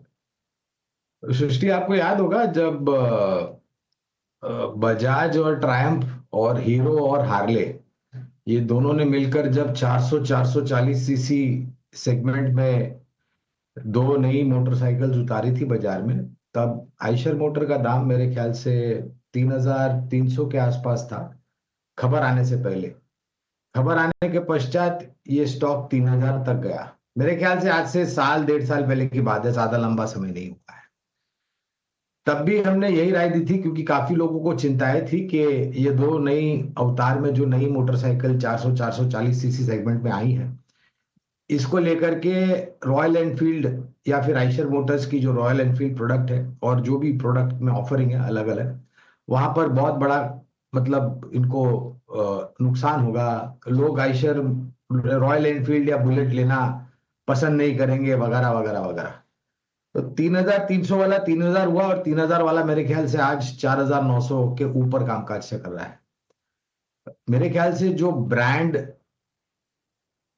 पावर ब्रांड रॉयल एनफील्ड या बुलेट मोटरसाइकिल है, जिस प्रकार से लोगों में लगाव है इस मोटरसाइकिल के साथ, फिर चाहे वो बड़े शहर हो, टायर 2 टायर 3 सिटीज हो, या फिर ग्रामीण और मध्यम ग्रामीण इलाके हमारे भारत देश के, मुझे नहीं लग रहा है कि ये सेगमेंट में जो मोटरसाइकिल रॉयल एनफील्ड की है, आइशर मोटर्स की, इसको किसी भी तरह का नुकसान होगा, कोई भी आ जाए। ये नहीं भूलना चाहिए कि रॉयल एनफील्ड कई दशकों से हमारे देश में स्थापित है। ये कंपनी टर्न अराउंड कंपनी है, एक समय पर बंद होने की कतार पर थी, लेकिन फिर कंपनी ने अपने कारोबार की रणनीति को अलग तरीके से सोच विचार किया, जमीनी स्तर पर लागू किया, और आज जो भी इतिहास है हमारे समक्ष है। अनिवार्य होगा हमारे लिए डिस्क्लोजर देना कि आइशर मोटर्स के ऊपर खरीदारी की हमारी राय है। तो रॉयल एनफील्ड मोटरसाइकिल्स तो ही इनके पास प्रीमियम सेगमेंट प्रोडक्ट, और मेरे ख्याल से इस साल या अगले साल ये करीबन 4 या 6 नए प्रोडक्ट और भी उतारेंगे बाजार में। इसके साथ साथ इनके पास आइशर ट्रक्स जो कि कमर्शियल व्हीकल है वो है। इसके साथ उनके पास वोल्वो जेवी है जो कि कमर्शियल बसेस जो भी हमारे देखते हैं वोल्वो रास्ते पे ये बनाते हैं। तो कहने का तात्पर्य है कि ये सेगमेंट जो है यहाँ पर शायद आने वाले समय में आपको थोड़ी भीड़ होती हुई नजर आएगी, लेकिन उस भीड़ के बीच में मेरे ख्याल से रॉयल एनफील्ड जो प्रोडक्ट है वो अपने आप में अपनी काबिलियत स्थापित कर चुका है। तो आइशर मोटर्स आज चलिए इस पे फोकस करेंगे। सभी तर्क वैल्यूएशंस क्यों प्रीमियम है, क्यों जस्टिफाइड है, ये सभी हमें गौरांग जी ने ज़रूर बताया। पर चलिए अब आगे बढ़ते हैं और इसके अलावा आज अन्य ऑटो काउंटर्स पर भी एक बार फोकस रहेगा। आशीष, मैं एक बार आपसे टेक्निकल व्यू लेना चाहूँगी, खास तौर से हीरो मोटो कॉर्प पे, क्योंकि देखिए पूरे ऑटो सेक्टर में थोड़ी सी चिंताएँ ज़रूर जताई जा रही थी कि सेल्स में स्लो डाउन होगा। बट जी हाँ, ये फेस्टिव सीजन को लेकर सभी कंपनीज ने जिस तरीके से सेल्स को एक पुश दिया है या फिर डिमांड ऑन ग्राउंड देखने को मिली है वो काफ़ी सराहनीय है, क्योंकि मेजॉरिटी ऑफ द कंपनीज ने इस महीने रिकॉर्ड मंथली सेल्स दर्ज की है। हीरो मोटोकॉर्प की बात करें तो 6.5 लाख के ऊपर यह आंकड़ा चला गया है। एक बार आशीष, आपकी राय हीरो मोटोकॉर्प पे यहाँ पर क्या कुछ करना चाहिए और क्या इंट्राडे के लिहाज से भी यहाँ कोई मौके मिल सकते हैं, कौन से लेवल्स ध्यान में रखें? हम इंट्राडे पे कोई रिकमेंडेशन देते नहीं है। हमारा व्यू जनरली पोजिशनल और लॉन्ग टर्म और पोर्टफोलियो को ध्यान में रखते हुए रहता है। तो हम अगर से ऑटो एज अ इंडेक्स की बात करें, ऑटो एज अ सेक्टर की बात करें, तो वहाँ एक अच्छा खासा करेक्शन हमें ऑलरेडी देखने को नजर आ चुका है। और हम देख रहे हैं कि पूरा जो इंडेक्स है वहाँ पे एक अच्छी खासी डिप जो हमें ऑलमोस्ट 27,500 पे जाकर जो इंडेक्स है वो 23,800 पे आ चुका है। और इसमें जो स्टॉक्स है, हीरो मोटोकॉर्प हो या बजाज ऑटो हो या टीवीएस हो, इनमें सभी में एक अच्छी खासी प्रॉफिट बुकिंग आई। पर जब आप फेस्टिव सीजन के नंबर देख रहे हैं तो ये नंबर्स काफी अच्छे आ रहे हैं। और हमारा ये मानना है कि रूरल इकोनॉमी में एक अच्छी रिकवरी हमें आते हुए देखने को मिलेगी। और साथ ही साथ इनकम लेवल कहीं ना कहीं फार्म लेवल जो या रूरल साइड पे है वहां पर उसमें एक बढ़ोतरी देखने को नजर आएगी, जिसका सीधा सीधा बेनिफिट आप कहीं ना कहीं टू व्हीलर ऑटो स्पेस के अंदर में देखेंगे। और उसमें चाहे हीरो मोटोकॉर्प हो, बजाज ऑटो हो, टीवीएस मोटर्स हो, इन सभी को एक अच्छा खासा बेनिफिट मिलेगा। और आइशर मोटर्स में तो हम देख रहे हैं स्टॉक कंटिन्यूसली 52 वीक हाई के आसपास ट्रेड कर रहा है। हीरो मोटोकॉर्प की मैं बात करूं तो 4800 पे स्टॉक का एक लॉन्ग टर्म सपोर्ट मुझे लगता है बन चुका है। और ये सपोर्ट अगर से स्टॉक होल्ड करता है तो धीरे धीरे सही पर स्टॉक कहीं ना कहीं 5800 से 6000 की ट्रेजेक्ट्री की तरफ जाता हुआ नजर आएगा। और अगर से एज अ डिस्क्लोजर हम बात करें तो बजाज ऑटो और टीवीएस मोटर्स, ये दो स्टॉक जो है वो हमारे पोर्टफोलियो एपेक्स में, पीएमएस में बने हुए हैं। ऑल राइट, तो ठीक है, ये डिस्क्लोजर भी हमने नोट कर लिया कि कौन से ऑटो काउंटर्स जो है पोर्टफोलियो में शामिल है। साथ ही साथ हीरो मोटोकॉर्प एक पोजिशनल व्यू भी आशीष ने हमारे साथ शेयर किया। पर चलिए अब आगे बढ़ेंगे और समझेंगे कि ब्रोकरेजेस के लिहाज से कौन से स्टॉक्स आज फोकस में रहेंगे। और ये पूरी लिस्ट के साथ हमारे साथ वरुण दुबे जुड़ चुके हैं। वरुण, गुड मॉर्निंग, बताइए कहाँ पर रखे आज नज़र? गुड मॉर्निंग सृष्टि। तो शुरुआत तो सन फार्मा के साथ करना चाहूँगा, क्योंकि जो नेगेटिव खबर इस कंपनी के साथ आई है, जो यूएस एफडीए की तरफ से अप्रूवल इनको एक प्रोडक्ट के लिए मिला था, उसके बाद अभी वो लिटिगेशन में चला गया है, तो इसका इम्पैक्ट कहीं ना कहीं स्टॉक पे देखने मिलेगा। और ब्रोकरेज हाउसेस कह रही हैं कि इसके चलते नो डाउट ये एक ओवरहैंग स्टॉक पे अब रहेगा और जो लॉन्च है प्रोडक्ट का वो शायद थोड़ा आगे बढ़ते हुए नजर आएगा। पहले मान रहे थे ये कि FY25 के एंड तक होगा, अब शायद FY27 तक आपको देखने मिलेगा। और कहीं ना कहीं एनपीवी में बोफा का कहना है कि 4% ऑफ वैल्यूएशन जो है वो कहीं ना कहीं इसको एडअप कर सकता है। और जेपी मॉर्गन का कहना है कि प्रोडक्ट लॉन्च शायद 2026 में आपको देखने मिले, और जब लॉन्च होगा तब 19 रुपये के आसपास प्रति शेयर का जो है वो एडिशन इस कंपनी को मिलेगा। लेकिन हाँ, जब तक लॉन्च नहीं होगा तब तक तो एक ओवरहैंग रहेगा और शायद ये प्रोडक्ट लॉन्च में अब देरी हो सकती है, तो यहाँ पे आप नज़र रखिएगा। अब बात करते हैं M&M की। तो कोटक ने यहाँ पे अपग्रेड किया स्टॉक को, ऐड से बाय का कॉल है। प्राइस टारगेट 3,300 से काट के लेकिन 3,150 का किया। इनका कहना है कि ट्रैक्टर इंडस्ट्री जो है सेकेंड हाफ में वहाँ पे अच्छी ग्रोथ आपको देखने मिल सकती है, लेकिन जो LCV सेगमेंट है वहाँ पे डिमांड ट्रेंड्स जो है वो थोड़े बहुत कमज़ोर है। हालांकि अभी भी M&M इनका टॉप पिक बना हुआ है। गोल्डमैन की एशिया पैसिफिक कन्विक्शन लिस्ट जो है उसमें भी होंडा और M&M को इन्होंने शामिल किया है, और M&M जो है उसका टारगेट इन्होंने 3,600 का दिया है। FY 25 से 27 तक एबिटा और FCF में करीब 20 से 100% के आसपास की CAGR ग्रोथ जो है वो आपको देखने मिल सकती है। भारतीय एयरटेल डैम कैपिटल की रिपोर्ट है, खरीदारी की सलाह 1907 का प्राइस टारगेट है। इनका कहना है कि टेलीकॉम इंडस्ट्री अगर आप देखेंगे तो मैच्योरिटी फेज़ में पहुंच चुकी है, लेकिन ब्रॉडबैंड जो है वहाँ पे आपको अच्छी ग्रोथ देखने मिल सकती है, और ये अनुमान लगा रहे हैं कि FY 25 से 27 तक CAGR ग्रोथ जो है एबिटा में और रेवेन्यू में करीब 12 से 15% के आसपास रहेगी भारत के कारोबार में। और आखिरी में नायका पे एक रिपोर्ट है, जेफरीज का बाय का कॉल है, प्राइस टारगेट 220 पे बरकरार रखा है, लेकिन इनका कहना है कि जो नायका लैंड 2.0 है उसकी इन्होंने विजिट की और एक अच्छा फेस्टिवल था और वहाँ पे अच्छा रिस्पांस भी मिला है। यहाँ पे 25,000 से ज़्यादा विजिटर्स देखे गए हैं और 4 लाख से ज़्यादा सैंपल्स जो है वो डिस्ट्रीब्यूट किए गए हैं। तो आप नायका पे भी नज़र रखिएगा। ठीक है वरुण, बहुत शुक्रिया, थैंक यू वेरी मच ये सारी रिपोर्ट्स बताने के लिए। एक दो रिपोर्ट्स में टेक्निकल ट्रेड क्या बनता है एक बार जरा समझ लेते हैं आशीष चतुर्मुता से। आशीष भाई एक बार जरा सन फार्मा चेक करना, खबर अच्छी नहीं है, थोड़ा डिप भी आ सकता है इसके अंदर, लेकिन कहाँ पे सपोर्ट है और क्या करना चाहिए सन फार्मा? तो रिम्पी पूरा जो जो फार्मा इंडेक्स है वहां पर पे हम काफी पॉजिटिव व्यू रखते हैं। तो सबसे पहले हमारा ये मानना है कि जिस तरह से बायोसिक्योर एक्ट की बात शुरू हुई है उसका बेनिफिट कहीं ना कहीं सभी CDMO प्लेयर्स को लॉन्ग टर्म में मिलता हुआ नजर आएगा। और आप देखेंगे कि जो फार्मा कंपनीज है उन्होंने इस जो प्राइस करेक्शन बाजार के अंदर में रहा उसके अंदर एक बहुत अच्छी स्टेबिलिटी दिखाई।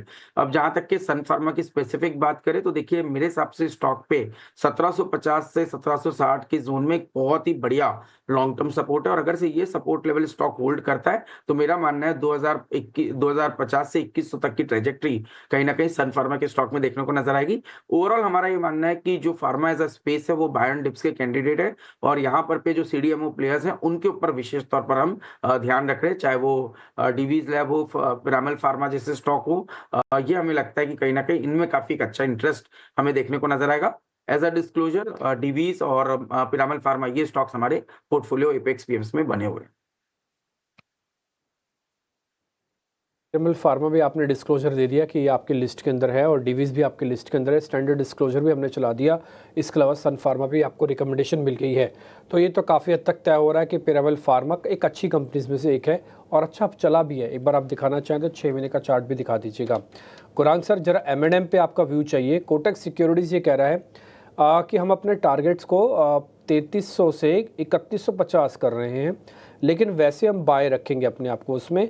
उनका ये कहना है कि इनका जो LCV वाला सेगमेंट है यानी कि लाइट कमर्शियल व्हीकल वाला सेगमेंट है वो थोड़ा म्यूटेड रहेगा। वैसे ऐसी कोई प्रॉब्लम नहीं है। ट्रैक्टर डिवीज़न को लेकर कह रहे हैं कि वहाँ पे रिकवरी हो सकती है सेकंड हाफ में, यानी कि जो अगली छमाही आ रही है। कुछ पॉइंट्स बोले हैं वो सब छपे हुए सामने स्क्रीन पर आ जाएंगे। सर एक बार आपका टेक चाहिए M&M, जिनके पास है और जिनके पास नहीं है दोनों का बताइएगा। तो सबसे पहले तो हमारी बुद्धिमत्ता का अगर हम प्रयोग करते हैं डिप्पी, तो हमें तो 3,600 के लक्ष्यांक दिख रहे हैं महिंद्रा एंड महिंद्रा पर। देखिए जिस प्रकार से पूरे SUV सेगमेंट में जो लॉन्चेस हैं कमर्शियल व्हीकल को लेकर के जो भी बातें सामने रखी हैं, उसके साथ साथ जो ट्रैक्टर और एग्री इक्विपमेंट का कारोबार है, और अगर आप देखने जाए तुलना करने जाए 3 कंपनियां की आप तुलना कर सकते हैं जहां तक पैसेंजर व्हीकल कमर्शियल व्हीकल का सवाल है, वो है M&M, मारुति और टाटा मोटर्स। Hyundai तो अभी लिस्ट हुई तो मैं उसकी चर्चा तो बिल्कुल ही नहीं करूंगा। और जिस प्रकार से बयान दिए हैं JVs किए हैं इलेक्ट्रिक व्हीकल्स को लेकर के जो बातें सामने रखी हैं, और परफॉर्मेंस अगर आप देखें तो ये जो 26,277 का जो सर्वोच्चम स्तर निफ्टी ने बनाया था पिछले महीने, और वहां से जो गिरावट देखी हमने करीबन 24,150 या 200 के आसपास। इस गिरावट में अगर आप देखने जाए तो तीनों की तुलना में महिंद्रा एंड महिंद्रा एमएनएम कम गिरा है, और संभलने में भी वो पहले संभला है। तो पसंद तो तीनों ही है, खरीदारी की राय तो तीनों पर ही है, लेकिन हमें लग रहा है कि इन टर्म्स ऑफ रुझान तीनों ही अच्छा करेंगे, लेकिन महिंद्रा एंड महिंद्रा शायद थोड़ा बहुत आगे बढ़ सकता है उस प्रदर्शन में। ठीक है, थोड़ा एम ऊपर बढ़ सकता है। वैसे आपका टारगेट 3600 तक का है, हमने बात भी सुनी है, और आज रिपोर्ट भी ये कहती है कि उन्होंने भले टारगेट घटाया लेकिन अपना कन्विक्शन कम नहीं किया। कोटक सिक्योरिटीज़ की रिपोर्ट है 3150 तक का टारगेट है, पहले इनका 3300 का टारगेट था। ठीक है, अब थोड़ा और आगे बढ़ जाते हैं। मार्केट में यहाँ पे दो शेयरों की बड़ी इंपॉर्टेंस है, उन दोनों शेयरों के दम पर ही बाजार थोड़ा और ऊपर आ सकता है। पहला HDFC बैंक, दूसरा रिलायंस इंडस्ट्रीज़। आशीष भाई, एक बार इन दोनों शेयर्स को ज़रा चेक कर लोगे, स्ट्रेंथ कितनी है, पावर कितनी है, सिर्फ ये बता दो। खरीद तो हम लेंगे ही, स्ट्रेंथ कितनी है, क्योंकि 5 दिन हो गए ऑलमोस्ट, 5 से 6 दिन ट्रेडिंग सेशन, ये 1730 के इर्द गिर्द घूम रहा है HDFC। और रिलायंस इंडस्ट्रीज़ एक बार आप जरा और बताइएगा। प्राइवेट बैंक्स पे हम काफी पॉजिटिव, हमें लगता है क्रेडिट ग्रोथ का भी इन्वायरमेंट अब थोड़ा सा पॉजिटिव होना शुरू हो चुका है, और अब जिस तरह से डिपॉजिट एक लैग कर रहे थे वहां पर पे भी एक अच्छा ट्रेंड हमें बनता हुआ नजर आ रहा है। और रिलेटिव स्ट्रेंथ की आप बात करें तो प्राइवेट बैंक इस समय बेस्ट प्लेस्ड है, और वैल्यूएशन के टर्म्स में भी बात करें तो 2.5 टाइम पे टिपिकली प्राइवेट बैंक्स ट्रेड कर रहे हैं प्राइस टू बुक के टर्म्स में, तो वो भी एक बहुत ही रीजनेबल नंबर है। HDFC बैंक की बात करूं तो बहुत बढ़िया बेस स्टॉक का 1700 के आसपास बना हुआ है, और हमारी एक टॉपिक के तौर पे हम इसको देखते हैं, हमें लगता है कि ये स्टॉक कहीं ना कहीं 1850 की ट्रेजेक्ट्री बहुत ही जल्द छूने की तैयारी कर रहा है। तो HDFC बैंक एक बहुत ही बढ़िया बेट इस समय पे नजर आती है। एज अ डिस्क्लोजर स्टॉक हमारे पोर्टफोलियो में बना भी हुआ है। रिलायंस की जहां तक सवाल है, मुझे लगता है कि थोड़ा सा टाइम लगेगा, ये एक साइडवेज ट्रेड में जोन में ट्रेड कर रहा है, और कहीं ना कहीं स्टॉक 1300 से लेके 1380 की एक ट्रेजेक्ट्री में ब्रॉडली साइडवेज है। तो यहाँ पर मुझे लगता है स्ट्रेंथ आने में थोड़ा समय लगेगा। तो अगर से मुझे इन दो स्टॉक्स में कोई एक अच्छा लगता है तो वहां मैं HDFC बैंक के साथ जाना चाहूंगा। ठीक है, जोमेटो की भी अच्छी क्लोजिंग हुई थी, एक बार ज़रा स्क्रीन पर दिखाना चाहे तो वो भी दिखा सकते हैं। मार्केट में स्विगी का भी काफ़ी बोलबाला है इस समय। जोमेटो पे एक बार ज़रा टेक ले लेते हैं। आशीष भाई, आपको ही चेक करके बताना होगा। जोमेटो अच्छी क्लोजिंग है 3-3.5% की, और ये शायद अगली सीरीज़ में बढ़िया ट्रेड भी दे। एक बार ज़रा जोमेटो चेक कर लीजिए। बिल्कुल, तो देखिए Dimpy, again as a disclosure Zomato हमारे पोर्टफोलियो में है, और स्टॉक में जो एक करेक्शन आया है 300 रुपए के आसपास से ऑलमोस्ट 249-250 के जोन में, बहुत ही अच्छे सपोर्ट जोन पे स्टॉक खड़ा है। मेरे हिसाब से 244 पे ही एक बहुत अच्छा सपोर्ट स्टॉक का बना हुआ है, और ये होल्ड करता है तो मैं समझता हूँ स्टॉक जल्दी अपने पुराने ऑल टाइम हाई जो कि ऑलमोस्ट 300 रुपए का है वहां तक जाने की तैयारी ये स्टॉक करेगा। 40-45% की ऑर्गेनिक ग्रोथ ये कंपनी कर रहा है, और मार्जिन के टर्म्स में भी हम देख रहे हैं ऑलमोस्ट 4 से 5% की मार्जिन की ट्रेजेक्ट्री कंपनी ने मेंटेन की है। स्विगी का IPO अब आने की तैयारी कर रहा है, तो हम वहां देख रहे हैं 12 to 13 बिलियन डॉलर की वैल्यूएशन की बात चल रही है। तो कहीं ना कहीं एक प्रीमियम जोमेटो जरूर कर रहा है, बट उसका कारण ये है कि ब्लिंकिट का जो बिजनेस है उसमें एक बहुत ही अच्छी ग्रोथ हमें देखने को नजर आई, जिसकी वजह से मुझे लगता है कि जोमेटो के अंदर में बाय ऑन डिप्स की रणनीति बरकरार रहनी चाहिए। एक अच्छा ट्रेड पूरे न्यू एज बिजनेस के अंदर में ये नजर आता है। आशीष भाई, एक बार जरा टारगेट और स्टॉप लॉस वापस से दे दोगे? जी, मैंने जैसे कहा 244 पे एक बहुत अच्छा सपोर्ट है, और ये सपोर्ट लेवल होल्ड किया तो स्टॉक कहीं ना कहीं अपने पुराने ऑल टाइम हाई जो कि 290-300 की ट्रेजेक्ट्री के आसपास है वहां तक के जाने की कोशिश जोमेटो यहां से कर सकता है। ठीक है, 244, 290 दो टारगेट और स्टॉप लॉस आप इस सिस्टम के अंदर डाल दो। और आशीष भाई, हमको ये सुन के ना अच्छा भी लग रहा है कि जितने भी स्टॉक्स हम पूछ रहे हैं ना ऑलरेडी आपके पोर्टफोलियो में भी है। अभी आपसे बात हुई जोमेटो की तो आपके पोर्टफोलियो में था, अभी बात हुई फिर पिरामिल व फार्मा की तो आपके पोर्टफोलियो में था, वो HDFC आपके पोर्टफोलियो में था। तो ये अच्छा लग रहा है कि चुनाव ठीक है और अपने पोर्टफोलियो में भी आपने अच्छे से उसको डिज़ाइन किया हुआ है। ये आपके पोर्टफोलियो के भी बेहतरपन दिखा रहा है कि अमूमन सभी सेक्टर्स के बढ़िया शेयर आपके पोर्टफोलियो में पड़े हुए हैं, अपने क्लाइंट्स को आपने दिए हुए हैं। एक शेयर बस मैं लास्ट में और पूछना चाहूँगा, वो गुरांग सर से। गुरांग सर, अडानी ग्रुप के शेयर्स में से कौन सा ज़्यादा बेहतर लग रहा है अभी भी आपको? एक ही शेयर का नाम बताइएगा, अडानी ग्रुप का एक शेयर, एक नाम।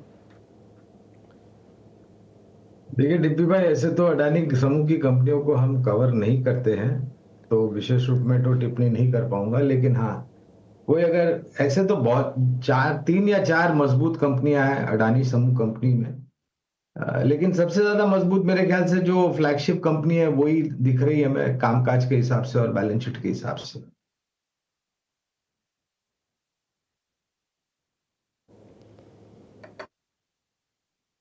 हाँ, इसी के साथ गौरांग जी का कि डिस्क्लोजर भी कि फ़िलहाल जो है कोई भी कंपनियों खास तौर से उनकी कवरेज लिस्ट में नहीं है, वो भी उन्होंने बताया।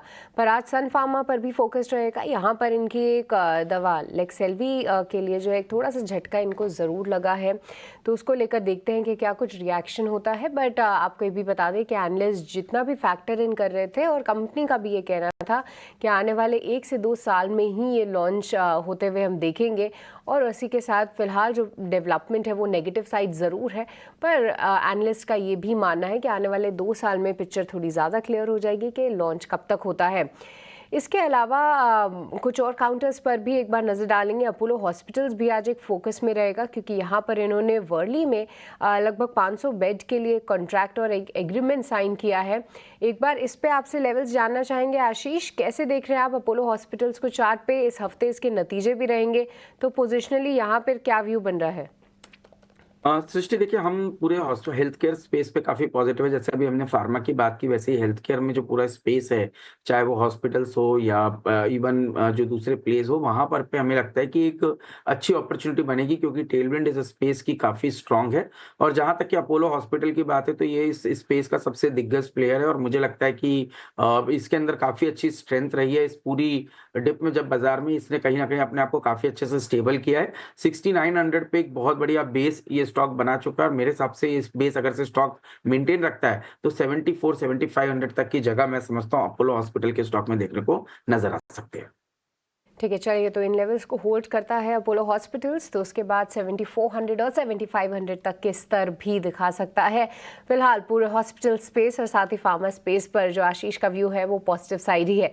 पर इस बीच स्वागत करते हैं विमेन फ्रॉम मोतीलाल ओसवाल, शिवांगी सारदा का भी। शिवांगी, वेरी गुड मॉर्निंग, बहुत बहुत स्वागत है आपका। सबसे पहले तो शिवांगी अपनी स्टॉक कॉल्स ही बताइए। इंपॉर्टेंट वीक रहने वाला है मार्केट्स के लिए, ऐसे में कौन से स्टॉक्स आपके रेडार पे हैं? जी बिल्कुल, वेरी गुड मॉर्निंग। तो हम देख रहे हैं कि मार्केट्स ये वीक काफी कुछ एंटिसिपेट कर रहे हैं, इवेंट्स रहेंगे तो वॉलेटाइल क्यूज जरूर रहेंगे, बट हमें स्टॉक स्पेसिफिक एक्शन में ही बरकरार रहना है। तो सबसे पहला कॉल जो मेरा रहेगा वो है टाटा पावर पे। ये स्पेस में थोड़ी बहुत बाइंग इंटरेस्ट हमने देखा है कि सपोर्ट्स पे काफी अच्छी तरह से देखने को मिली है।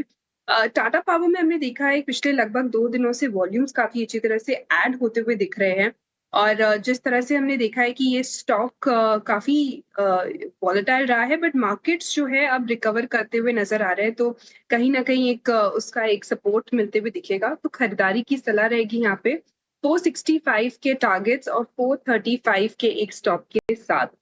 और दूसरा पिक मेरा रहेगा बीएससी पर। कैपिटल मार्केट और एक्सचेंज रिलेटेड स्टॉक्स पे हम काफी बुलिश है, और बीएससी में हम देख रहे हैं लगातार पिछले 5-6 सेशन से सपोर्ट बेस्ड बाइंग देखने को मिल रही है, हायर बॉटम्स बनते हुए दिख रहे हैं। ये एक ऐसा स्टॉक है जो मार्केट वॉलेटिलिटी और मार्केट करेक्शन के बावजूद बहुत स्ट्रांग रहा है। वीकली बेसिस पे भी कंसिस्टेंटली हम देख रहे हैं कि जुलाई महीने से हमने इसमें बाइंग देखी है, और काफी अच्छा एक सर्ज भी देखा है। तो ये मोमेंटम जो है वो कंटिन्यू होते हुए दिखेगा डिस्पाइट मार्केट की जो वॉलेटिलिटी रहेगी। तो यहाँ पे खरीदारी की सलाह है। 4650 के टारगेट्स नेक्स्ट बनते हुए दिख रहे हैं इसमें, और 4375 के एक स्टॉप के साथ। बिल्कुल, तो बीएससी पर खरीदारी की राय, और इसी के साथ टाटा पावर यहाँ पर भी खरीदारी की राय है। प्री ओपन के रेट्स आप स्क्रीन पर उस पर भी एक बार नजर डाल लेते हैं। माइल्ड कमजोरी दिखी है आज सुबह करीब 2 से 3 अंकों की, तो फ्लैट ओपनिंग के संकेत ही प्री ओपन से निकल कर आ रहे हैं। इस बीच हमारे साथ प्रशांत सावंत भी जुड़ चुके हैं। प्रशांत, शुक्रिया समय निकाल कर ईटीना स्वदेश के साथ जुड़ने के लिए। सबसे पहले अपने पिक्स ही बता दीजिए, आज के लिए ट्रेडिंग के लिहाज से कौन से स्टॉक स्पेसिफिक आइडियाज होंगे? जी very good morning to the panel और सभी दर्शकों को नमस्कार। तो यहाँ पे अगर हम देखें तो ओवरऑल स्टॉक्स में, इंडेक्स में क्लैरिटी नहीं है, काफी जगह वीकनेस है और काफी जगह सपोर्ट पे स्टॉक्स आए हुए हैं। तो मैंने इसमें से ऐसा स्टॉक चुना है जहां मुझे रिस्क कम लग रही है और जो एक सपोर्ट से बाउंस कर रहा है, वो है हिंडाल्को। ओवरऑल मुझे इस सेक्टर में भी थोड़ा ट्रैक्शन नजर आ रहा है। तो ये करीबन 690 पे क्लोज हुआ था, यहाँ पे 675 675 स्पॉट क्लोजिंग बेसिस का स्टॉप लॉस रख के लॉन्ग जाना चाहिए। टारगेट होगा 720 720 से लेकर 725 का।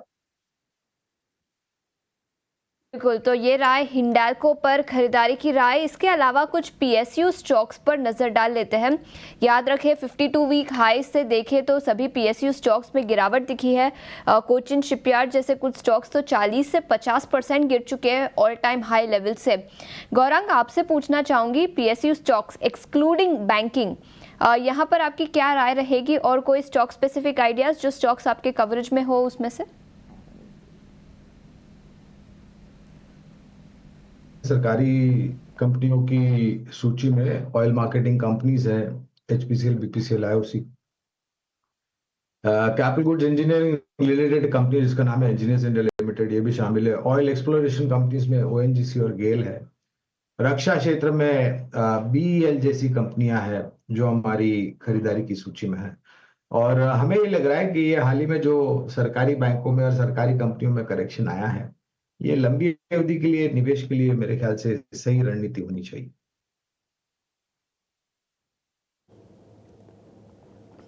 ठीक है, मैं नई सीरीज के हिसाब से मेहमानों से कुछ शेयर्स पता कर लेता हूं, अगर आप भी वो नोट करना चाहें तो आप कर सकते हैं। ये हमने ऑन द स्पॉट ही आपके लिए प्लान किया और सामने सामने है। प्रोड्यूसर साहब, आप एक ग्राफिक्स की प्लेट बनाइएगा और पूरे नवंबर सीरीज़ के लिए जो जो मेहमानों ने ट्रेड दिए हैं आप उसको लिख भी सकते हैं। आशीष भाई, आपसे शुरू कर रहा हूँ, अगर आप ये बताना चाहें कि नवंबर सीरीज़ के लिए मैं एक शेयर कौन सा लूँ तो एक बार ज़रा वापस से बता दीजिएगा। मैं पूरी सीरीज़ रखूँगा, ये स्टैंडर्ड डिस्क्लोजर हमारी तरफ से है। बिल्कुल, तो देखिए जैसे डिम्पी ने कहा, एनटीपीसी की हमने बात की, वो हमें काफी पसंद आता है as a in the power space. साथ ही साथ अगर से कंजम्पशन स्पेस में हम प्ले करें तो ट्रेंट एक ऐसा स्टॉक है एज अ डिस्क्लोजर स्टॉक हमारे पोर्टफोलियो में, और हमें लगता है कि बहुत ही बढ़िया प्ले है पूरा इस कंजम्पशन स्पेस को प्ले करने के लिए। अब रिसेंटली इन्होंने लैब ग्रोन डायमंड के अंदर में भी अपनी एंट्री की बात की है, तो मुझे लगता है कोई भी डिप हो, ट्रेंट एक बहुत बढ़िया अपॉर्चुनिटी होगी प्ले करने के लिए। और स्टॉक में 6900 के आसपास एक अच्छा सपोर्ट है और ये सपोर्ट स्टॉक होल्ड करता है, तो हमारा मानना है 8000 रुपए तक की trajectory in the medium term कहीं ना कहीं ट्रेंड के स्टॉक में भी देखने को नजर आ सकती है।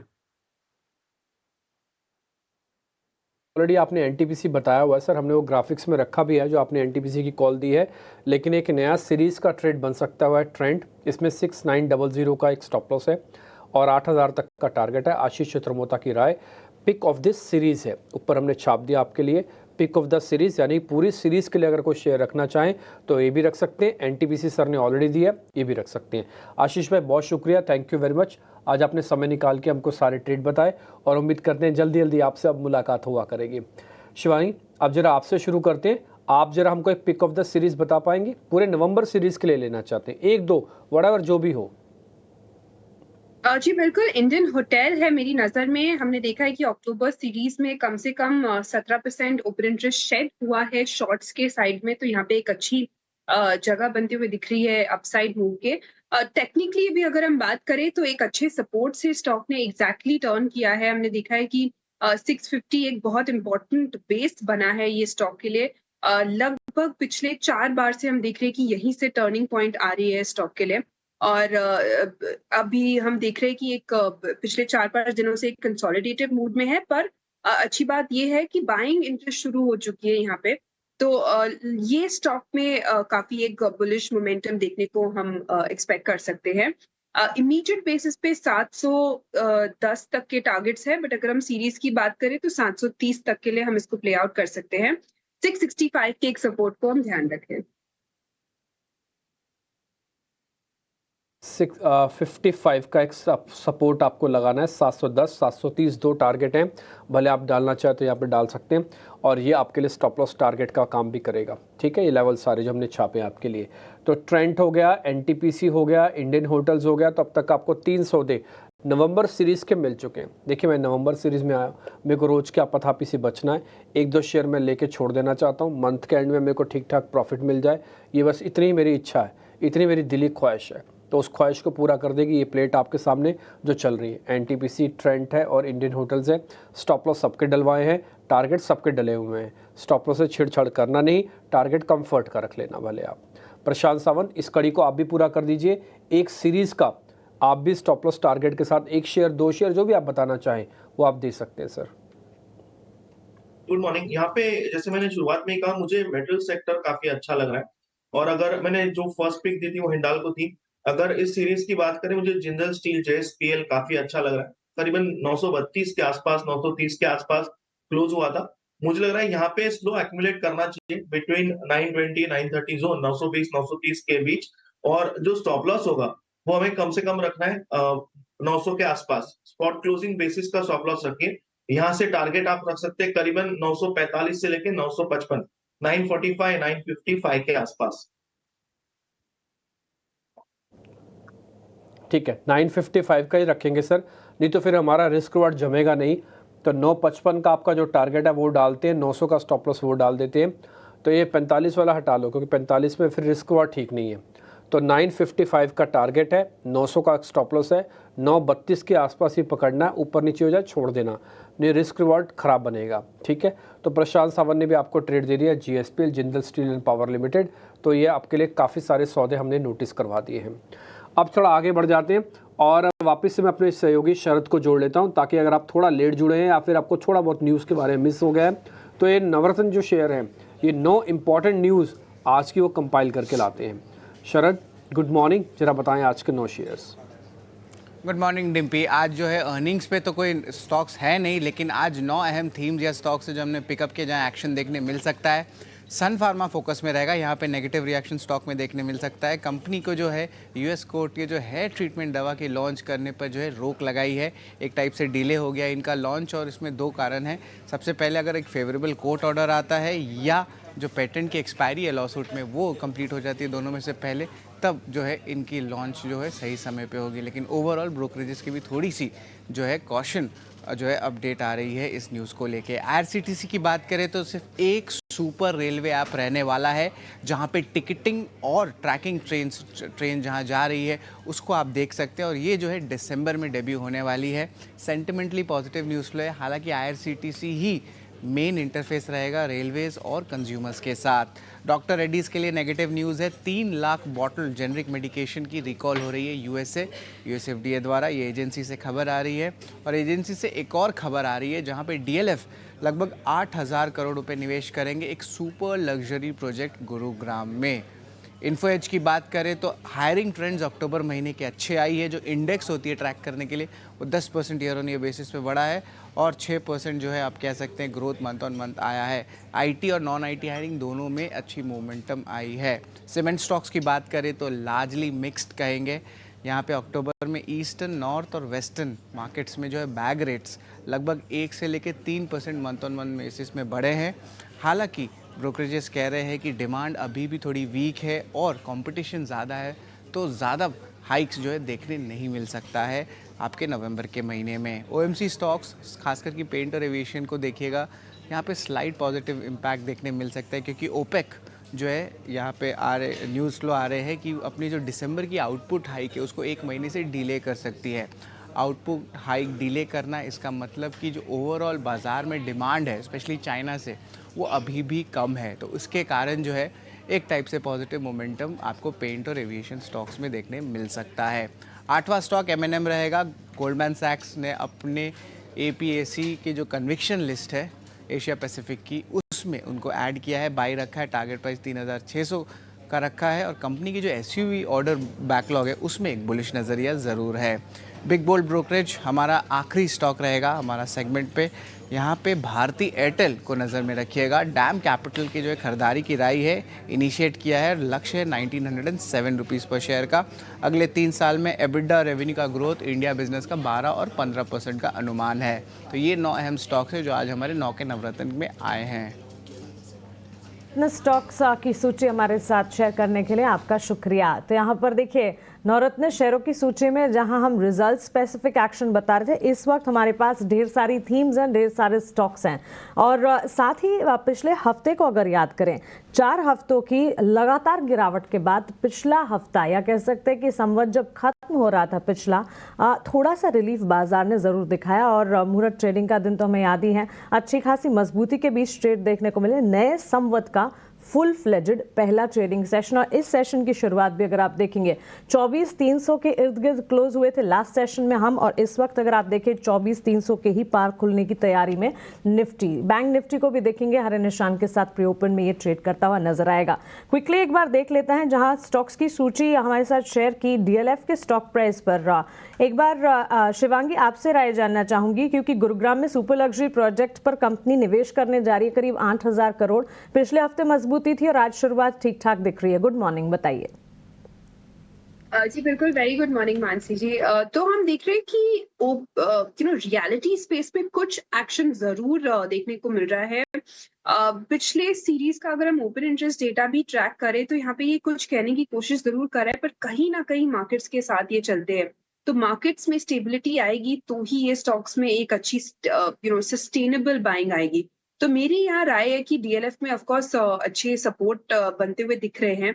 800 एक अहम लेवल रहेगा इस स्टॉक के लिए एज अ सपोर्ट, बट थोड़ा और वेट एंड वॉच करें। अगर ये 825 के ऊपर होल्ड करते हुए नजर आता है तो हम यहाँ 860 तक के लेवल्स देखने को मिल सकते हैं इसमें, बट 800 का एक सपोर्ट जरूर ध्यान रखें। रंग सर, क्विकली सीमेंट स्टॉक्स पर बस बाजार खुलने को है, उत्तर पूर्व पश्चिम भारत में कीमतों में बढ़ोतरी की खबर आ रही है। दूसरी तिमाही वैसे मिली जुली रही, लेकिन आज सीमेंट स्पेस जो है फोकस में रहेगा, आपकी राय? प्रणाम मानसी, आपको भी शुभ प्रभात हमारी तरफ से। तो हमारा मानना है जो जिसमें के सीमेंट क्षेत्र जो है वो एक उभरता हुआ क्षेत्र होगा। उसके कारण 2 या 3 है। एक तो आपने जैसे बताया सीमेंट के बोरियों के दाम, सीमेंट की खपत, और मेरे ख्याल से जिस प्रकार से विलय हो रहा है, क्योंकि नई क्षमता खड़ी करने के लिए अनुमति मिलना मेरे ख्याल से बहुत ही मुश्किल है। तो बहुत सारी छोटी और कमजोर बैलेंस शीट वाली जो कंपनियां हैं वो टेक ओवर कैंडिडेट्स बन रही है और आने वाले भविष्य में भी बनेगी। ठीक है, मार्केट अब खुलने को सिर्फ 50 सेकंड का वक्त ही रह गया है, तो फटाफट से मार्केट्स खोल लेते हैं, फिर कुछ और ट्रेड आपके सामने रखते जाएंगे।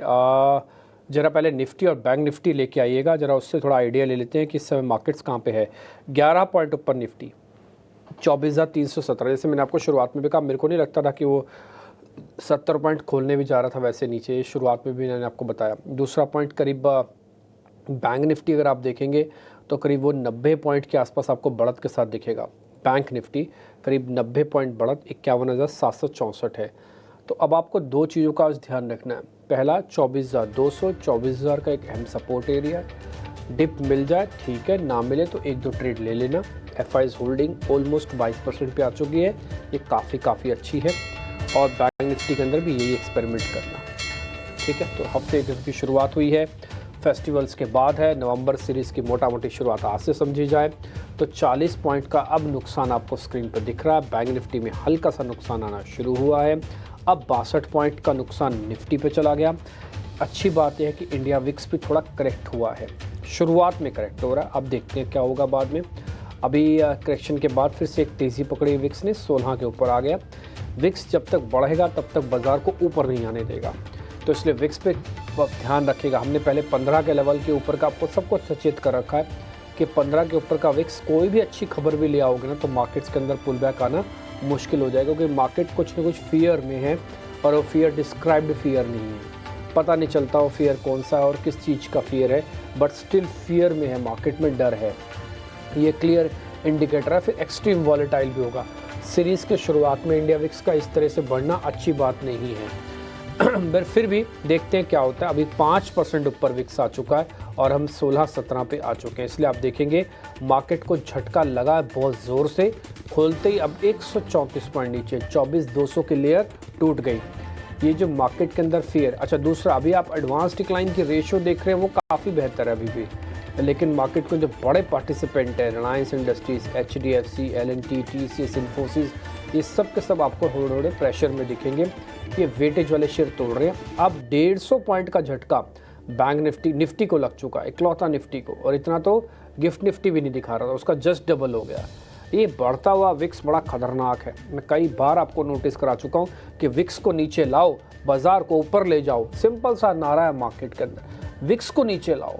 ये जब तक विक्स नीचे नहीं आएगा ना तो मार्केट के अंदर आप ले आओ ना अच्छी खबर, टेस्ट करके भी देख लो, करके देख लो आप टेस्ट, आपको पता लग जाएगा। तो विक्स बढ़ना अच्छी बात नहीं है, और 15 के ऊपर आके ट्रेड कर रहे हैं तो और बुरी बात है। खैर एनी हाउ, अब थोड़ा आगे बढ़ जाते हैं। अब जरा मैं दिखाता हूँ आपको निफ्टी के टॉप गेनर्स और लूजर्स कौन कौन से बन रहे हैं। हीरो मोटोकॉर्प आज का टॉप गेनर्स में से है, मारुति है, आयशर मोटर है, तो 3 तो ऑटोस के ही हो गए। जरा स्क्रीन पर दिखाते जाना। हाँ, सिप्ला, कोल इंडिया, 2 शेयर आपको और दिखेंगे जहाँ पर आज शुरुआती बढ़ती, लेकिन अब धीरे धीरे करके वो भी कम हो रही है।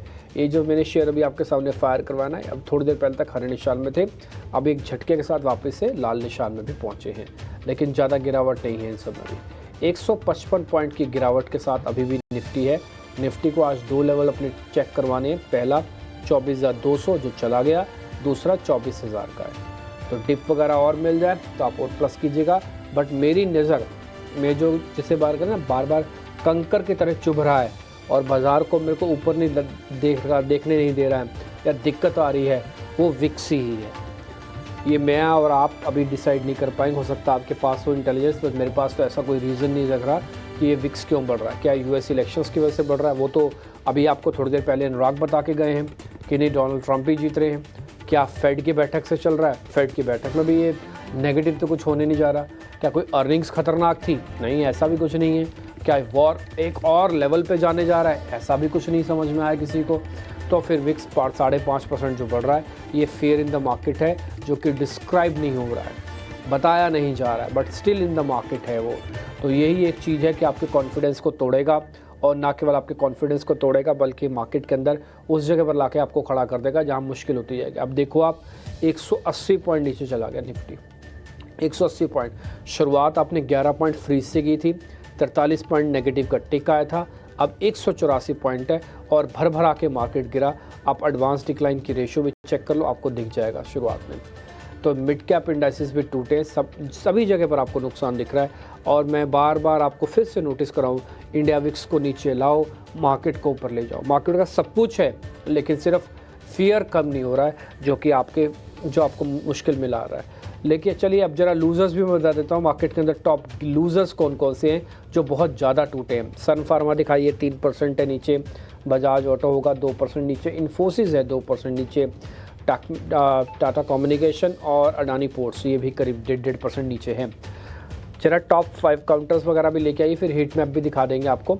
अमूमन वैसे हमने सारे देख ही लिए, वैसे सारे मैंने आपको बता दिए। टीसीएस इन्फोसिस वगैरह नीचे है और अडानी एंटरप्राइजेस भी नीचे है आज, और इसके अलावा रिलायंस, HDFC भी नीचे हैं, और HUL और LNT के अंदर भी प्रेशर आपको देखने को मिल रहा है।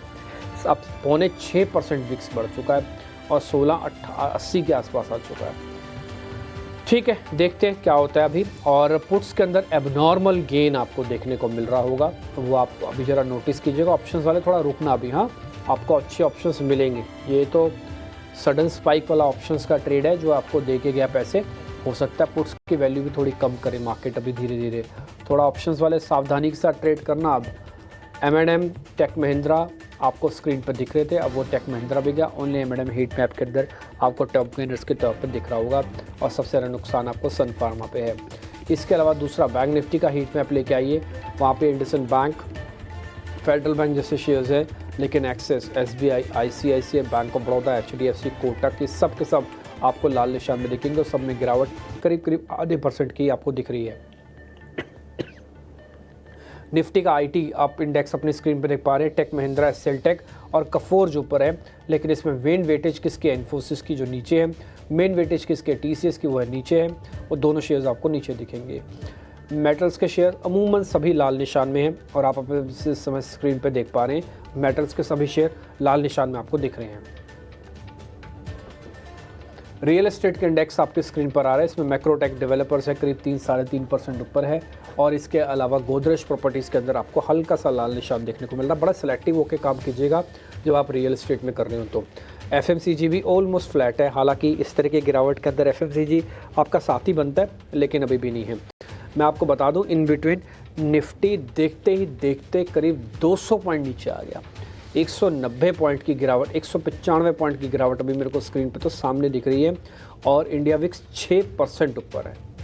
मैं फिर से आपको इंडिकेट कर देता हूं, जब तक इंडिया विक्स को थोड़ा भी कूल ऑफ नहीं करेंगे, ये मार्केट किसी भी तरह से आपको सपोर्ट करने के मूड में नहीं है। ये आप अपनी स्क्रीन पर भी देख पा रहे हैं, India VIX day's high, market day's low आके खड़ा है। हालांकि अगर आप बैंक निफ्टी को चेक करेंगे तो 51,200 के एम सपोर्ट की तरफ हम बढ़ रहे हैं। देखते हैं इसको कितना बचाते हैं। 24,000 बचाने के लिए मार्केट को जद्दोजहद करनी पड़ेगी और मेरे को लग रहा है वो करेगा भी।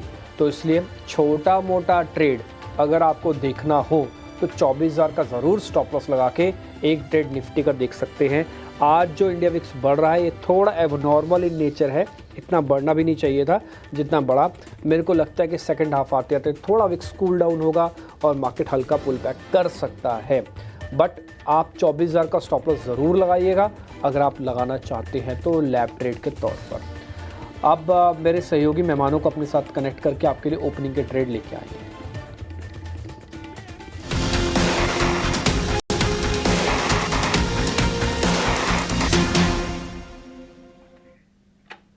तो चलिए, खुलने के बाद मार्केट्स को लगा है एक बड़ा झटका, जहां पे फिलहाल डेज लो पे दोनों ही इंडेक्स ट्रेड करते हुए, पर इंडिया विक्स में कुछ हाल है और इसमें जो टॉप लूजर है वो है बजाज ऑटो।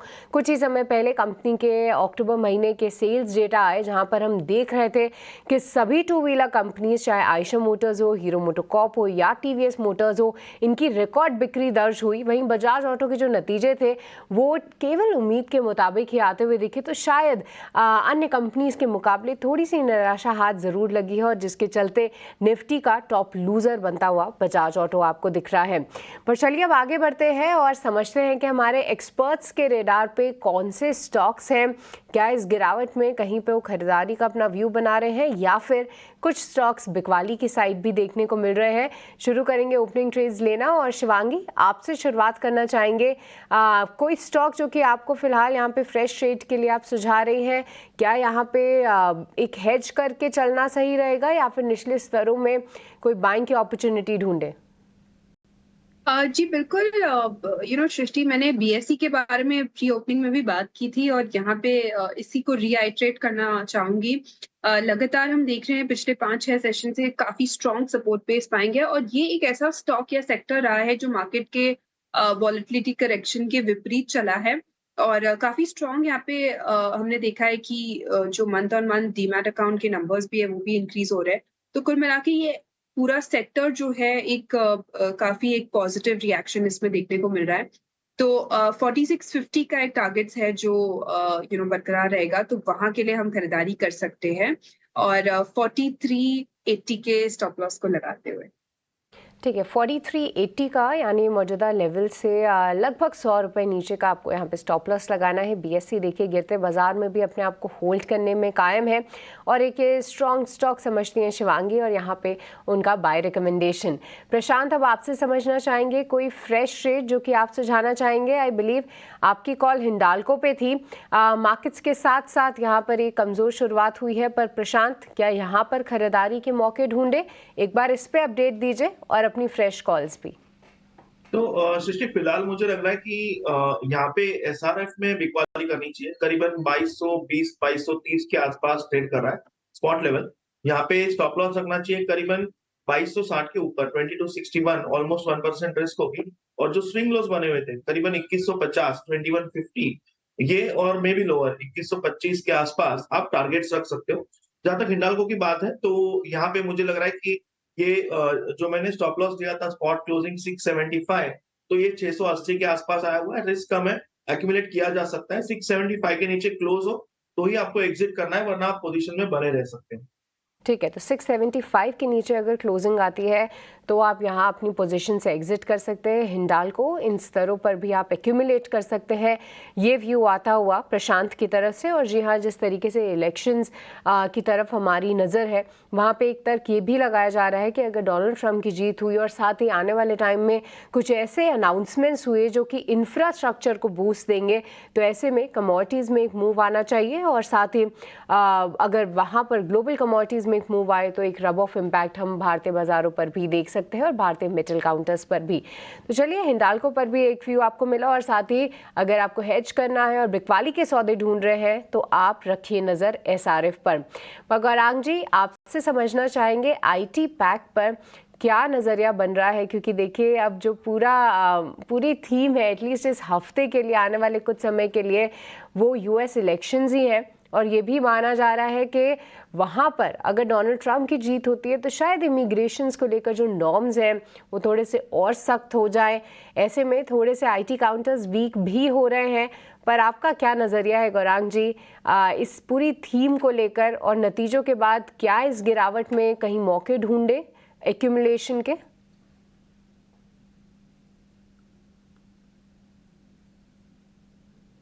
राष्ट्रपति के चुनाव नहीं लड़ रहे, ये एक बार राष्ट्रपति रह चुके हैं अमेरिका के, और मेरे ख्याल से देश के किसी भी कोने में जहां पर चुनाव होता है तो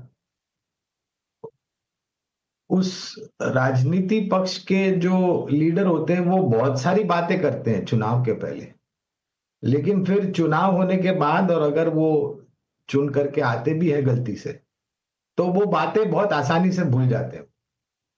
तो मैं तो ज्यादा तवज्जो इन सब बातों को देता नहीं हूं, और मेरा ये मानना है कि जो परिवर्तन आंकड़ों में हमें देखने मिला है आईटी क्षेत्र के कंपनियों के नतीजों में, और उसके साथ साथ नतीजों के बाद जो टिप्पणियां करी है, तो शायद तीसरी चौथी तिमाही में और उसके पश्चात जो गति है सुधार की वो और तीव्र गति से आगे बढ़ सकती है। और हमने ये भी देखा है, और ये भी वास्तविकता है सृष्टि, के पहली और दूसरी तिमाही के नतीजों के पश्चात काफी सारे आईटी कंपनियों के लक्ष्यांक में ऊपर की तरफ के दायरे आते हुए देखे हैं। और ये एक ऐसा क्षेत्र है जो आज के तारीख में बदलते हुई दुनिया और बदलते हुए हमारे भारत देश की तस्वीर, ये बहुत अहम है। जिस तरीके से साइबर अटैक, वेब क्राइम्स हो रहे हैं, जिस तरीके से एआई का सदुपयोग या दुरुपयोग होगा उसको लेकर के, और एक सूची बूझी रणनीति की अगर आप छोटी मझौली या बड़ी या एमएनसी कंपनी हो तो आपको अपने आईटी प्लेटफॉर्म्स और एनवायरनमेंट को सुरक्षित रखना अनिवार्य होगा, जिससे उपभोक्ताएं उसको वापरने में या उसका उपयोग करने में किसी भी डर या भय का उनको एहसास ना हो। तो मैं तो मानता हूं कि पहले भी खरीदारी का मौका था 2 साल पहले जब परिस्थिति बहुत ही नकारात्मक थी, और अब धीरे धीरे सुधार हो रहा है। तो मेरे ख्याल से और भी मौका है लंबी अवधि के लिए निवेश करने की। I absolutely second the thought, Gaurang ji. IT sector के लिए पर्टिकुलरली कस्टमर सर्विस मैनेजमेंट जो है वो काफ़ी ज़्यादा इम्पॉर्टेंट हो जाता है, क्योंकि इन स्तरों में कह सकते हैं कि ये कनेक्टिंग सेक्टर है। ग्लोबल फ्रंट पर जो कुछ हो रहा है उसका असर भी भारतीय बाजार पर आईटी कंपनियों पर क्लियर कट दिखता है, और ऐसे में कस्टमर्स किस तरह से सबसे ज़्यादा सेफ गार्ड फील करते हैं, इसी पर आईटी चाहे बड़ी लार्ज प्लेयर हो या छोटी मझौली कंपनी हो, इसका फोकस होना चाहिए। लेकिन बाजार का कॉन्फिडेंस जो है, देखिए आज कल होने वाली अमेरिकी राष्ट्रपति चुनाव से पहले दुनिया भर के बाजार सतर्क है, लेकिन भारतीय बाजार के लिए 5वां हफ्ता है जबकि शुरुआत कमजोरी के साथ होती दिख रही है, और ये कॉन्फिडेंस लगातार डाउन होता हुआ 24,077 के लेवल्स, यानी कि 24,150, 100 इन सभी स्तरों को तोड़कर अब 24,077 के लेवल्स पर नीचे जाता हुआ मार्केट जो है, निफ्टी में जो गिरावट हावी होती हुई दिख रही है। देखिए संभलने की 2 कोशिश ज़रूर करते हैं मार्केट्स, जो कि लास्ट वीक में हमने देखा, लेकिन इसका कोई फ़ायदा नज़र नहीं आ रहा, क्योंकि ये जो कॉन्फिडेंस है वो लगातार डाउन होता हुआ नज़र आ रहा है। कुछ स्टॉक्स जो इस गिरावट में भी ट्रेंड कर पा रहे हैं, मजबूती दिखा पा रहे हैं, ये स्टॉक्स की सूची पर एक बार नज़र डाल लेते हैं। यूटीआई एएमसी के चार्ट्स को एक बार पुलअप करेंगे। शिवांगी, आपसे जानना चाहूँगी, देखिए पिछले हफ्ते भी गुरुवार के सत्र में हमने देखा था कि यूटीआई एएमसी में अच्छी मजबूती के साथ ट्रेड देखने को मिल रहा था। 2-2.5% की तेजी यहां पर ब्रेकआउट स्टॉक का कैंडिडेट बनता हुआ कमजोर बाजार में 1391 के लेवल्स पर। जी मानसी, इस स्टॉक में तो एक अच्छी एक्शन देखने को मिल ही रही है। बाकी इस सेक्टर में भी एक अच्छा टेलविंड है जो कि स्टॉक को सपोर्ट करते हुए दिख रहा है। टेक्निकली अगर हम बात करें तो एक इम्पॉर्टेंट हर्डल को इसने सरपास किया है 1340 के लेवल्स को, और वो अब सपोर्ट बनते हुए दिख रहा है। तो काफी एक पॉजिटिव नजरिया यहाँ पे है। एंड कहीं ना कहीं ये पूरे स्पेस के स्टॉक्स काफी पॉजिटिव लग रहे हैं, तो डेफिनेटली इसको रडार पे हम रख सकते हैं। टेक्निकली अगर हम लेवल्स की बात करें नेक्स्ट, तो टारगेट्स 1450 तक के बनते हुए दिख रहे हैं। एक नए टेरिटरी में कामकाज करने की पूरी तैयारी कर रहा है ये स्टॉक, वॉल्यूम्स भी सपोर्ट कर रहे हैं, और सपोर्ट के तौर पे हम 1350 के एक लेवल्स को ध्यान रखें। 50 सपोर्ट लेवल्स को मद्देनजर रखें। स्टॉक में अच्छा एक्शन है और एक्शन पिछले हफ्ते से ही एक तरह से ट्रेंड के तौर पर निकलता हुआ नजर आ रहा है। Prashant, good morning. Nagarjuna construction company NCC शुरुआती तेजी के बाद फिजल आउट जरूर हुआ है कमजोर बाजार में, लेकिन अगर आप देखें कंपनी ने करीब 3,496 करोड़ के orders in the month of October हासिल किए हैं। तो क्लियरली ऑर्डर विंस के चलते ये कंपनी फोकस में रहती भी है। 311 के स्तर पर एनसीसी पर एक बार आपकी राय जानना चाहेंगे। तो यहाँ पे मानसी अगर हम देखें तो ये वीकली 20 मूविंग एवरेज पे काफी दिनों के बाद आया है। मुझे लग रहा है यहाँ पे थोड़ा मोमेंटम आ जाए। वो कैसे आएगा? 320 के ऊपर क्लोज होने के ऊपर, स्पॉट 320 अबाउट। तो ये क्लोजिंग के लिए वेट करें अगर आप मोमेंटम चाहते हैं। एक्यूमुलेशन के हिसाब से मुझे लग रहा है 300 के जितने नजदीक मिले वो बेहतर होगा, क्योंकि आपका जो इसमें लॉजिकल टेक्निकल स्टॉप लॉस आ रहा है वो 290, 292, 290, 292 आ रहा है। तो वो रिस्क रिवॉर्ड इंप्रूव करने के लिए इसको या तो 300 के नजदीक बाय कीजिए या on close about 320 for a momentum trade. NCC पर ये नजर है। इस वक्त अगर देखेंगे निफ्टी में 50 में से 42 शेयरों में बिकवाली का दबाव, सेंसेक्स में करीब 650 अंकों की गिरावट और बैंक निफ्टी में भी गिरावट जो है हावी होती हुई नजर आ रही है। इतना ही नहीं, चौतरफा बिकवाली है इस वक्त। अगर देखें आप स्मॉल कैप मिड कैप में भी कोई एक्शन या कोई जोर नहीं नजर आ रहा। तो इक्के दुक्के काउंटर्स भी आपको नहीं नजर आएंगे जहां पर, या स्मॉल कैप मिड कैप में भी स्पेसेस या स्टॉक्स पॉकेट्स नहीं नजर आएंगे जहां पर एक बार आप फोकस कर पाएं। रियलिटी, ऑटो, एनर्जी सारे के सारे गिरावट दिख रहे हैं। और इस वक्त अगर आप देखेंगे निफ्टी में मेनली जो गिरावट है ड्रैग हुई है किस स्टॉक से? रिलायंस इंडस्ट्रीज से। रिलायंस में बिकवाली का दबाव, और अगर ब्रेकडाउन देखें 8 सेशन की कंसोलिडेशन के बाद देखने को मिल रहा है 9 महीने के निचले स्तरों पर इस वक्त बिगेस्ट सिंगल सेशन डिक्लाइन इस महीने का कह सकते हैं रिलायंस इंडस्ट्रीज में हम देख रहे हैं करीब 2.5% की गिरावट। शिवांगी, 1306 के लेवल्स पर डाउन ट्रेंड। जी, रिलायंस की अगर हम बात करें तो ऑफकोर्स यहाँ पे एक मार्केट के साथ चलने वाला स्टॉक है ये, बट ओवरऑल अगर हम देखें तो लगातार पिछले 4 हफ्तों से हम इसमें काफी एक अच्छा सेलिंग प्रेशर देखने को मिल रहा है इसमें। एंड कहीं भी छोटी भी साइंस ऑफ रिकवरी नहीं रही है। इवन वीकली बेसिस पे हमने एक इम्पॉर्टेंट सपोर्ट लेवल का ब्रेकडाउन देखा है और उसके बाद फॉलो अप सेलिंग भी देखी है स्टॉक में। तो मेरा यह मानना है कि थोड़ा और पेन पॉइंट हम यहाँ पे देख सकते हैं। तो थोड़ा और वेट एंड वॉच करें, बाइंग के लिए जल्दबाजी ना करें। लगभग हम देख सकते हैं 1250 तक के लिए जगह बन रही है डाउनसाइड। डाउनफॉल 1250 के स्तर का इंतजार करना चाहिए, उसके बाद एक बार फिर से रिविजिट करेंगे रिलायंस इंडस्ट्रीज को। गौरांग सर, हमारे माध्यम से आप सभी एक्सपर्ट्स को सुन रहे व्यूअर्स के लिए ये समय एडवाइस का है।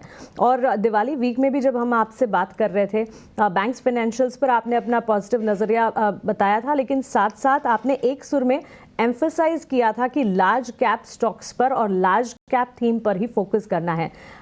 इस वक्त जो बाजार की स्थिति नज़र आ रही है, जो तस्वीर बनती दिखी है, एडवाइस क्या होगी व्यूअर्स को? और क्या सिर्फ बैठकर वॉच आउट करना है, मार्केट को संभल जाना है, या कहीं पर अगर पोजीशंस बनाने की भी राय होगी तो कौन से स्पेसेस पर खास तौर से ध्यान देना है?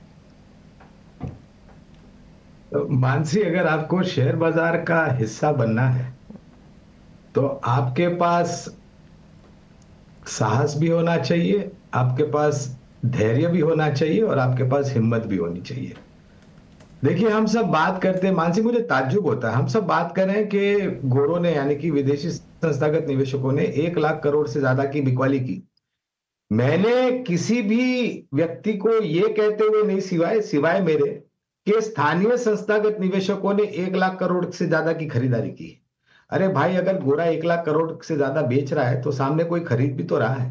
तो हम सिर्फ एक कहानी के सिर्फ एक हिस्से को देख रहे हैं, हम दोनों पहलुओं को नहीं देख रहे। मेरे ख्याल से अगर हम दूसरे पहलू को देखेंगे तो हमें सहानुभूति भी होगी, हमारे विश्वास को और दृढ़ता मिलेगी, और मेरे ख्याल से हमें वो हिम्मत की भी आदत हो जाएगी जहां से हम एक कदम आगे बढ़ा करके नहीं, मुझे निवेश करना है। और ये सही मेरे ख्याल से पर्याप्त समय है। जिस प्रकार से हमने 10% के आसपास की गिरावट, मानसी ये देखिए आपके 1 लाख करोड़ से ज्यादा की बिकवाली हुई और हमारे शेयर बाजार में केवल मात्र 8 या 10% का करेक्शन हुआ है।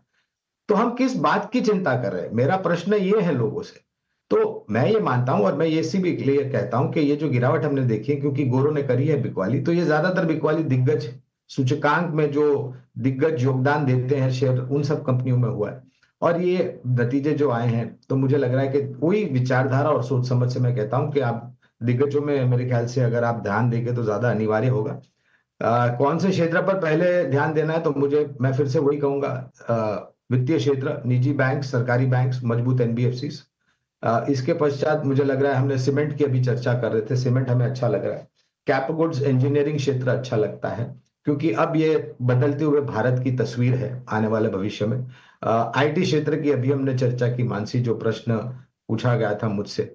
और अगर मुझे एक क्षेत्र चुनना है, तो मेरे ख्याल से फार्मा में जो सीडीएमओज या फिर जो contract drug manufacturing outsourcing companies हैं, जहां पर आप फार्मा क्षेत्र तो ध्यान में रखें, डायग्नोसिस भी रखें और हॉस्पिटल भी रखें, तो ये पूरा ब्रह्मांड है मेरे ख्याल से 5 या 6 क्षेत्रों का, जहां पर दिग्गजों से शुरुआत करके आपको जो कदम आप नहीं उठा रहे हैं वो उसको कदम को आगे बढ़ाएं और कम से कम निवेश करने का प्रयास जो है उसकी शुरुआत करें। ठीक है, तो गरांग सर ने मोटा मोटी आपको मार्केट्स के अंदर कैसे सोचना है और कैसे अपनी व्यू पॉइंट को रखना चाहिए, ये इस पे आइडिया आपको दे रहे थे। खैर, थोड़ा आगे बढ़ जाते हैं। मार्केट्स में अगर आप देखेंगे तो करीब 6.25% का विक्स बढ़ा हुआ है अभी भी, जो मार्केट्स को नीचे की तरफ धकेल रहा है, ऊपर की तरफ आने नहीं दे रहा। अभी गिरावट करीब 250 पॉइंट तक की पहुंच गई थी निफ्टी के अंदर, लेकिन कोई बात नहीं, आप सतर्क रहिए, जानकार रहिए और लेवल्स के साथ ही प्ले कीजिए। 24,000 जब तक ब्रेक नहीं होता इंट्राडे बेसिस पर और क्लोजिंग बेसिस पर, तब तक कोई खास बड़ी दिक्कत नहीं है। लेकिन फिर भी इंडिया विक्स मार्केट के अंदर कुछ न कुछ तो प्ले करवा ही रहा है। एनी हाउ, अब आज थोड़ा और आगे बढ़ जाते हैं। आज के जो शेयर्स हैं, जहाँ पर कुछ लॉन्ग शॉर्ट रेशो शेयर्स बन रहे हैं, वो मैं ज़रा उसमें से कुछ पता करता हूँ जल्दी। शिवांगी, आपसे पहले पता कर रहा हूँ मैं, NMDC, इसमें और पोजीशंस बढ़ानी है या फिर नहीं? मैं पूरी सीरीज के हिसाब से पूछ रहा हूँ। NMDC जी, मेरा यह मानना है कि ये काफी स्टॉक, अगर हम इसको नजर देखें तो एक वॉलेटिलिटी रहती है और मार्केट में स्टेबिलिटी अगर थोड़ी बहुत आती है तो ही इसमें हम प्लस करें। ओवरऑल अच्छा सपोर्ट बेस पाएंगे, बट फॉलो अप मिसिंग है, इसलिए मेरा यह मानना रहेगा वेट एंड वॉच करें। वेट एंड वॉच करना है। एक शेयर आपसे ही और पता करता हूँ, कफोर्ज प्लस करना है कि नहीं करना आज? कफोर्ज जी, आईटी स्टॉक्स में एक अच्छा स्टेबिलिटी नजर आया है, अगर हम पिछले 2 महीने से अगर इसका ओपन इंटरेस्ट डेटा चेक करें, और कोफोर्ज स्पेसिफिकली अगर हम बात करें तो यहाँ पे 50 डेली एक्सपोनेंशियल मूविंग एवरेज को होल्ड करते हुए नजर आ रहा है, बीच में 2 मेजर कैंडल्स को अगर हम बात दें तो। बट ओवरऑल स्ट्रक्चर इसका काफी स्टेबल है as compare to the overall market, और यहाँ पे हम आसानी से 7900 तक के लेवल्स एक्सपेक्ट कर सकते हैं। सपोर्ट के तौर पे 7450 के एक लेवल्स को ध्यान रखें।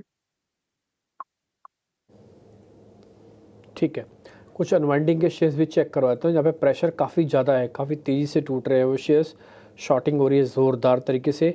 उसमें एक है इंडिया मार्ट, एक बार ज़रा दिखा सकते हैं आप इंडिया मार्ट? और प्रशांत सावंत, एक बार ज़रा इंडिया मार्ट चेक करना, और कितना नीचे जा सकता है ये? तो निम्मी जी, यहाँ पे क्लियर कट मुझे नजर आ रहा है कि जो अहम सपोर्ट है वो करीबन 2440 का है, जो यहाँ से जस्ट 1% दूर है। तो मुझे लग रहा है पहला अप्रोच आपको ये रखना होगा कि अगर आप शॉर्ट हो तो ट्रेल करो, क्योंकि आप सपोर्ट के नजदीक आ रहे हो। और अगर आप 2440 को ब्रेक कर देते हो तो आप फ्रेश शॉर्ट भी डिप्लॉय कर सकते हो। स्टॉप लॉसेस अराउंड 2475, और आप वहां से फिर कम से कम 2375, 2380 ये टारगेट एक्सपेक्ट कर सकते हो। ओवरऑल अगर आप देखो तो जो मेजर एक ब्रेकडाउन आया था करीबन 20-21 अक्टूबर के आसपास, उसको फॉलो थ्रू मिल रहा है, तो मुझे लग रहा है ये काफी सीवियर डैमेज कर सकता है।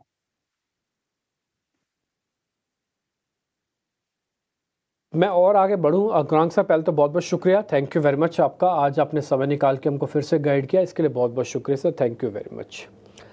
मैं थोड़ा और आगे बढ़ूँ और 2-4 चीज़ें आपके सामने और रखूँ। मैं एक चीज़ आपको ज़रूर बताना चाहता हूँ यहाँ पे, देखिए ऑप्शंस वाले थोड़ा संभल कर ट्रेड करना आज का दिन। ऐसा नहीं कि पुल बैक के बारे में आप सोचते रह जाओ और पुल बैक आए नहीं और आपके प्रीमियम्स गल जाएं, ठीक? तो लेकिन एक्सपेरिमेंट इंडेक्स फ्यूचर्स वालों को ज़रूर करना चाहिए एक छोटा सा, क्योंकि मार्केट एक उस जगह पर आ गया। अब अगर आप पिछले 10 मिनट से इंडिया विक्स चेक कर रहे हैं ना, तो बढ़ नहीं रहा।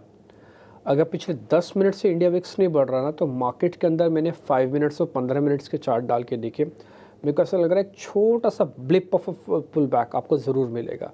तो जिसको स्विंग में हाथ देखना है, स्विंग का हाथ फेरना है, वो एक बार आके देख सकता है, क्योंकि 24,000 का सपोर्ट काफ़ी नियर बाय है।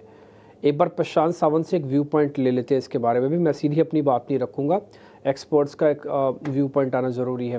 प्रशांत सावंत, मैं एक छोटा सा एक्सपेरिमेंट करना चाहता हूँ। 24,000, 23,900 मेरे पास दो सपोर्ट है, मैं दोनों का सपोर्ट का एक स्टॉप लॉस रखूँगा और एक सौदा लेना चाहता हूँ। मेरा टारगेट सिर्फ 200 पॉइंट का है। 24,200 पे मैं सौदा काट कूट के वापस भी आ जाऊँगा। डीपी जी, मुझे लग रहा है मैं ये रिस्क नहीं लेना चाहूंगा। मैं इसकी वजह आपको बता रहा हूँ कि अभी भी जो लोज बने वो सिक्योर लोज जिसे हम कहते हैं टेक्निकल में, वो सिक्योर लोज नहीं है, तो चांसेस है वो ब्रेक हो सकते हैं। तो मुझे लग रहा है ऐसे वक्त में अगर आप शॉर्टिंग प्रेफर नहीं करते हो तो वेट एंड वॉच कीजिए। ऐसे भी एक मेजर इवेंट कल अनफोल्ड होगा, उसके बाद आपको एक डायरेक्शन मिलेगी, उस डायरेक्शन में आप काम कीजिए। हो सकता है कल आपको इन्हीं 100 पॉइंट पे या 150 पॉइंट पे एक अच्छी रिस्क रिवॉर्ड की ट्रेड मिले आइदर साइड पे। तो मुझे लग रहा है आज के लिए इनफैक्ट इस लेवल पे आप शॉर्ट भी नहीं कर सकते क्योंकि रिस्क रिवॉर्ड जस्टिफाई नहीं कर रहा है। तो index specific weight and watch एक अच्छा तरीका आज के लिए होगा। कि आप ये कह रहे हैं कि थोड़ा वेट एंड वॉच करना चाहिए। हालांकि इंडिया विक्स स्लाइटली थोड़ा सा नीचे आ रहा है और मैं एक्सपेक्ट करता हूँ कि कम से कम 2 से 2.5% टूटे, पॉइंट्स में 15 के वापस आ जाए तो आपके काम आ सकता है। तो प्रशांत सावंत ने तो मना कर दिया कि आप कोई ट्रेड इसके अंदर एक्सपेरिमेंट अभी ना करें, और हम इसी लाइन पे चल रहे हैं कि कोई एक्सपेरिमेंट नहीं कर रहे, इसलिए मैंने एक्सपर्ट से पूछ भी लिया आपके सामने। अब आ जाते हैं शिवांगी, ज़रा 2-4 शेयर और चेक करना प्लीज़, लॉन्ग साइड के ही है जहाँ पे पोजीशनिंग हो रही है। एक बार ज़रा आप डॉक्टर रेड्डीज़ को भी चेक करो, इसका कोई ऑप्शंस का ट्रेड बनता है वो भी चेक कर लो आप, नहीं तो फिर सीधा फ्यूचर्स भी ले सकते हैं। 1270 के आसपास चल रहा होगा डॉक्टर रेड्डीज़। डॉक्टर रेड्डी की अगर हम बात करें यहाँ पे तो काफी सपोर्ट जोन्स पे कंसोलिडेशन देखने को मिल रही है। यहाँ पे मुझे ज्यादा कॉन्फिडेंस नहीं है, पर अगर हम फार्मा या लैब स्पेस की स्टॉक्स की बात करें तो यहाँ पे इप्का लैब ज्यादा प्रॉमिसिंग है। आज के सेशन में थोड़े बहुत सॉफ्टनेस देखने को जरूर मिल रहा है, बट ओवरऑल अगर हम 2-3 सेशंस के लिए अगर इसको ट्रेड करना चाहे तो ये एक स्टॉक है जो नजर रख सकते हैं। ठीक है, थोड़ा ध्यान रखिएगा, स्टॉक्स में आज लॉन्ग पोजीशंस भी बन रही है और डॉक्टर रेड्डीज़ इस मामले में थोड़ा ठीक है। बहुत सारे लोग डिफेंसिव शेयर्स आपको बताना चाहेंगे, उसमें से डॉक्टर रेड्डीज़ को ज़रूर डाटा चेक करवा लीजिएगा अगर आपके पास कोई और एनालिस्ट भी है तो। शिवांगी का ये स्टैंडर्ड डिस्क्लोजर भी है जो हमने चला दिया आपकी स्क्रीन पर। शिवांगी शारदा, बहुत बहुत शुक्रिया, थैंक यू वेरी मच, आज आपने हमारे लिए समय निकाला, बहुत शुक्रिया, थैंक यू वेरी मच। प्रशांत सावंत, आप हमारे साथ बने रहिएगा। अभी इस बीच एक चीज़ हम आपके सामने और रखना चाहते हैं। असल में मुहूर्त ट्रेडिंग के मौके पर एनएससी के सीईओ आशीष चौहान से हमारे खास बातचीत की संवाददाता अंकुर मिश्रा ने, उन्होंने एनएससी के चुनाव के बारे में, अमेरिकी चुनाव के बारे में और एनएससी की लिस्टिंग के बारे में, माफ़ कीजिए, इस सब मुद्दों पे बातचीत हुई है। तो आप सुनिए, एंजॉय कीजिए। हमारे साथ खास बातचीत के लिए आशीष चौहान जी हैं, जो कि मुहूर्त ट्रेडिंग अभी चल रही है और यहाँ पर कई जो निवेशक हैं वो ये जानना चाहते हैं कि इस संवत में, क्योंकि अभी पिछले कुछ महीने में कुछ चैलेंजेस जरूर मार्केट में हुए हैं, क्या उतना ही ब्राइट रहेगा जितना पिछले साल रहा था? मेरा अनुमान है कि थोड़ा सा एक करेक्शन जरूर आया है, लेकिन उसका जो कारण है खास करके बाहर से है। अमेरिका का जो प्रेसिडेंशियल इलेक्शन चल रहा है उसमें कईयों को जो अपेक्षा थी उससे थोड़ा ज्यादा विपरीत रिक्वायरमेंट नतीजा आने की संभावना, इसलिए मुझे लग रहा है कि वहां पर जो इंटरेस्ट रेट कम होना चाहिए था, फेडरल रिजर्व ने कम करने की कोशिश की है, लेकिन ओवरऑल जिस तरह से चुनावी चीज जा रही है वहां पर, तो लोगों को लग रहा है कि वहां पर इंटरेस्ट रेट एक्चुअली बढ़ सकता है। इसलिए अमेरिका का इंटरेस्ट रेट बढ़ चुका है। कई जो कैरी ट्रेड जिसको कहते हैं, कई लोग उधार लेकर के दूसरे देशों में निवेश करते हैं अमेरिका से, तो वो जो ट्रेड है रिवर्स हो रहा है। इसी की वजह से ये हो रहा है। कई लोग कह रहे थे कि चाइना में एक तरह से गवर्नमेंट ने एक छूट दी है, उसकी वजह से बढ़ा है। एक्चुअली चाइना से भी उतना ज्यादा पैसा चाइना में जा नहीं रहा है, अमेरिका में वापस जा रहा है, और ये भी कारण है। दूसरा ये कि पिछले 1-2 महीने में जो भारी वर्षा हुई भारतवर्ष में, उसमें जो इंफ्रास्ट्रक्चर जो बन रहा था उसमें थोड़ा एक स्लोनेस आया था।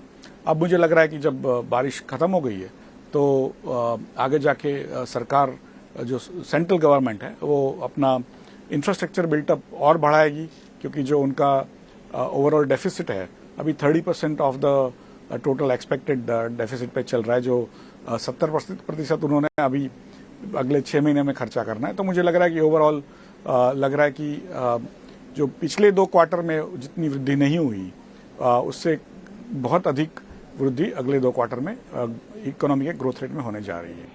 पिछले कुछ सालों में हमने देखा है स्टॉक एक्सचेंजेस ने और खासकर एनएसई ने ऐसे कीर्तिमान स्थापित किए हैं जो कि विश्व में अगर हम बात करें एक्सचेंजेस की तो वहां पे एक बड़ी बात है। जिस तरीके से भारत में ट्रेडिंग होती है शायद कई डेवलप्ड मार्केट में नहीं होती है। मैं जानना चाहता हूं कि आने वाले संवत में आगे जाकर आपको क्या लगता है, ये आंकड़ा और बढ़ने वाला है? नहीं, जरूर भारत में जैसे जैसे रेगुलेटर्स ने टाइटनिंग किया है उससे ज़्यादा लोगों को लगा कि ये मार्केट और सेफ हुआ है, इसलिए ज़्यादा से ज़्यादा लोग भारत के स्टॉक मार्केट के साथ जुड़ रहे हैं। आज 20% हाउस होल्ड्स आज डायरेक्टली एनएसई के जरिए स्टॉक मार्केट से जुड़े हुए हैं और मुझे लग रहा है अगले आने वाले 10-20 सालों में मुझे लग रहा है उससे 5 गुना ज़्यादा संख्या में लोग भारत के स्टॉक मार्केट से जुड़ेंगे। और उसका एक ही कारण है कि भारत की सरकार की जो और भारत के रेगुलेटर्स की जो तत्परता है स्टॉक मार्केट के जो छोटे निवेशक हैं उनको एक तरह से एजुकेट करने की, उनको और एक तरह का रेगुलेशन देने की जिससे वो अपने आप को एजुकेट भी कर सकें और अपने आप को गुमराह होने से बचा सकें। तो मुझे लग रहा है कि आगे भी भारत का जो स्टॉक मार्केट और बढ़ते रहेगा और जैसे जैसे ग्रोथ हमारे पास अवेलेबल है, हमारे पास एक तरह से जो चाइना की परिस्थिति 2004 या 5 में थी, आज भारत 2024 में खड़ा है उसी परिस्थिति में। तो अगले 20 साल हमें एक रनवे मिला हुआ है और जो आईटी की फ्रेमवर्क है या एआई वगैरह क्वांटम कंप्यूटर या कोई भी चीज़ है नई, उसमें भारत का एक दबदबा है। विश्व की सभी प्रमुख संस्थाओं में जो ग्लोबल कैपेसिटी सेंटर अब भारत में लगा चुके हैं। तो मुझे लग रहा है कि उसी की वजह से जो आमदनी भी आएगी और विश्व में जितनी भी प्रगति होगी उसमें एक बड़ा हिस्सा भारत का होगा। आपने जो निवेशकों की बात की और कई सारे निवेशक वेट कर रहे हैं कि एनएसई का आईपीओ कब आएगा, न सिर्फ करंट इन्वेस्टर बल्कि प्रोस्पेक्टिव इन्वेस्टर्स भी। क्या ये इंतजार जल्दी खत्म होगा? नहीं, वो देखना पड़ेगा, जब अप्रूवल आती है तब हम करेंगे, तब तक तो हमें इंतजार करना पड़ेगा। एक आखिरी सवाल, क्योंकि जो एफएनओ के नॉर्म्स आए थे उसमें कई सारे आंकड़े लगाए जा रहे थे कि किस तरीके से बिजनेस इम्पैक्ट होगा। मैं जानना चाहता हूं कि एनएसई उसके लिए कितना तैयार है और कौन सी तैयारी ऑलरेडी की जा चुकी है और आपका क्या प्रोजेक्शन है? नहीं, हमारा ऐसा मानना है कि जब रेगुलेटर डिसीजन लेते हैं तो उनको सभी को जब भी डिसीजन लेते हैं तो स्मॉल इन्वेस्टर के हित में ही होता है और इसी की वजह से जो भी डिसीजन मिला हुआ है उसमें मुझे लग रहा है कि आगे जाके निवेशकों की संख्या बढ़ेगी और वही भारत को आज जरूरत है। बिल्कुल, बहुत बहुत शुक्रिया हमसे बातचीत करने के लिए। तो ये थे आशीष चौहान जिन्होंने बताया कि निवेशकों का बढ़ना अगले साल तय है, क्योंकि भारत बढ़ रहा है तो जाहिर सी बात है निवेशक बढ़ेंगे। और जिस तरीके से इस समय भारत ट्रेडिंग की दुनिया में माना जाता है नई नई टेक्नोलॉजी की वजह से, वो आगे भी जारी रहेगा और एनएसई बिल्कुल तैयार है एफएनओ नॉर्म्स के इम्पैक्ट के लिए। ठीक है, चलिए एक बार फिर से अब मार्केट्स पे नज़र रखेंगे क्योंकि यहाँ पर अब 24,000 तोड़ने का भी खतरा सामने मंडरा रहा है, क्योंकि निफ्टी 50 अब देखिए फिर से एक बार डेज लो पे आता हुआ 280 अंकों की यहाँ पर कमज़ोरी है। मात्र 25 पॉइंट्स है जब हम वो 24,000 के भी लेवल्स को स्पॉट बेसिस पे तोड़ते हुए शायद नज़र आ सकते हैं। इंडिया विक्स में उछाल बरकरार है, अभी भी 6% की तेज़ी के साथ ये होल्ड कर रहा है। और साथ ही निफ्टी बैंक की बात करें तो वहाँ पर भी कमज़ोरी के साथ 350 अंकों की फिलहाल गिरावट है। ऑटो काउंटर्स पर आप खास तौर से नजर डालिए, क्योंकि देखिए जहां पर हम एक बार बात कर रहे थे कि रिकॉर्ड बिक्री कई सारी कंपनीज ने दर्ज की है, पर कहीं ना कहीं डिस्काउंट्स भी ऑल टाइम हाई पे देखने को मिले। और एक ये जो पुश था पूरे महीने जो है, हमने देखा कि कंपनीज ने अपने पूरी जी जान लगा दी ऑटो बिक्री को पुश देने के लिए। ऐसे में इन्वेस्टर्स के लिहाज से शायद बहुत कुछ टेबल पे नहीं दिख रहा है, क्योंकि एक चिंता ये भी है कि इस महीने तो रिकॉर्ड सेल्स हो गई, पर अब आने वाले टाइम के लिए क्या कुछ ट्रिगर रहेगा, क्या शादियों के सीजन से इतना पुश मिलेगा, क्योंकि इन्फ्लेशन में भी एक अच्छी तेजी देखने को मिली है। तो ऐसे में इन्वेस्टर फेवरेट जो है फिलहाल ऑटो काउंटर्स तो नहीं साबित हो रहे हैं, क्योंकि बजाज ऑटो निफ्टी का टॉप लूजर, 4% की यहाँ पे कमजोरी।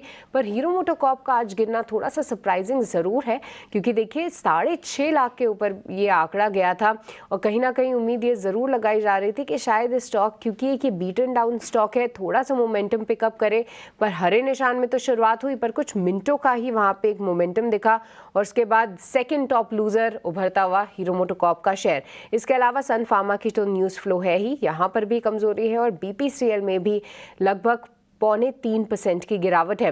एक बार प्रशांत आपसे बीपीसीएल पे ही राय जानना चाहूंगी, क्योंकि ओएमसी से थोड़ी सी उम्मीद जरूर जताई जा रही थी, हालांकि नतीजे इतने अच्छे नहीं थे, पर वैल्यूएशंस के लिहाज से कुछ इन्वेस्टर्स जरूर कह रहे थे कि शायद यहाँ पर आपको एक अच्छा नजरिया रखना चाहिए।